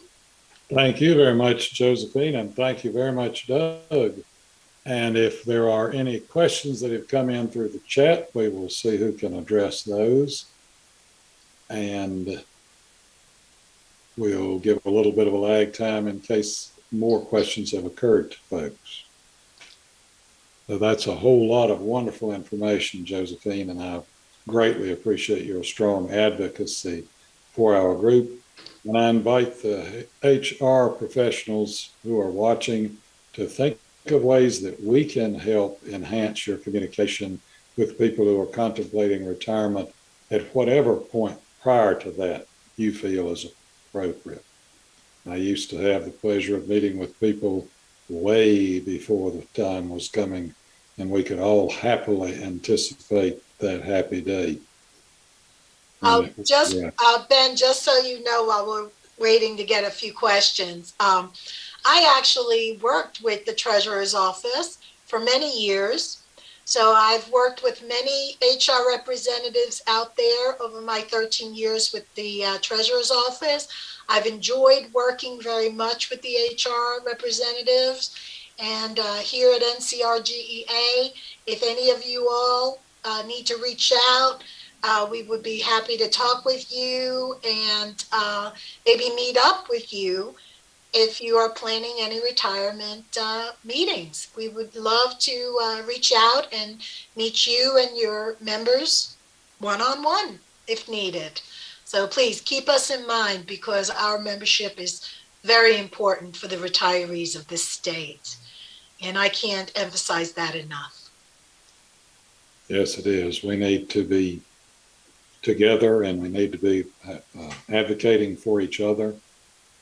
And I wanted to be a public servant. I'm thankful I got to be a public servant. And part of the things for which I'm thankful are the playing I get to do now in my second childhood. I see a comment here from Vicki Simmons. You said you have several teacher friends who are retiring soon and will definitely share this video with them. Thank you very much. All these videos, all of these meetings that we've been having through the week will be available to share, to have your friends go on there on our website and look up our YouTube, and it is out there for you to pass along. So by all means, please utilize this information so that we all are prepared for when we make the most, one of the biggest decisions we make in our lifetime. Amen.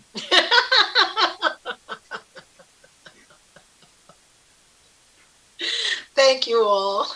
Yes, thank you. When I realized I had to go to school and I was about 4 years old, I asked my daddy how long I had to do that. He said at least 16 years. I asked, what after that you work? How long do you do that? Most people till they're in their 60s. Well, then what, Daddy, do I get to do? And he said, play. So I spent a long time looking forward to the play, as I did enjoy that public service career. So do we expect Brian to come back in and dismiss us, perhaps? He's coming right now.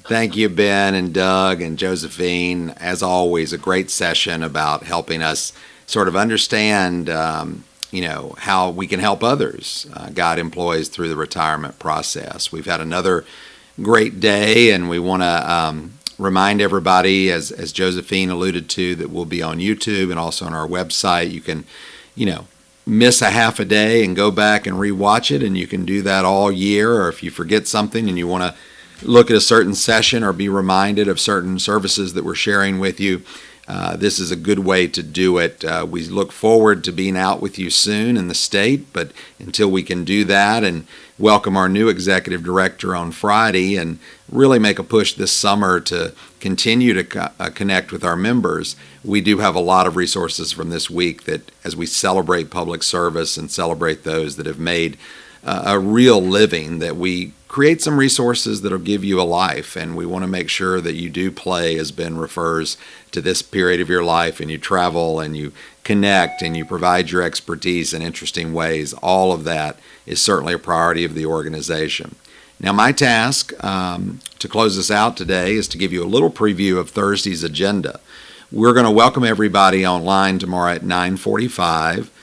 We'll open up at 10 o'clock with Retired, Relaxed, and Ready to Roll, sort of reimagining retirement. We'll move into Shop Local, Eat Local, and Meet Local from some of our advisory boards around 11:15. And then we're going to have a few sessions on Nice to Meet You, making connections in your district. Now, it's really important as we think about districts for you to know which session you're attending.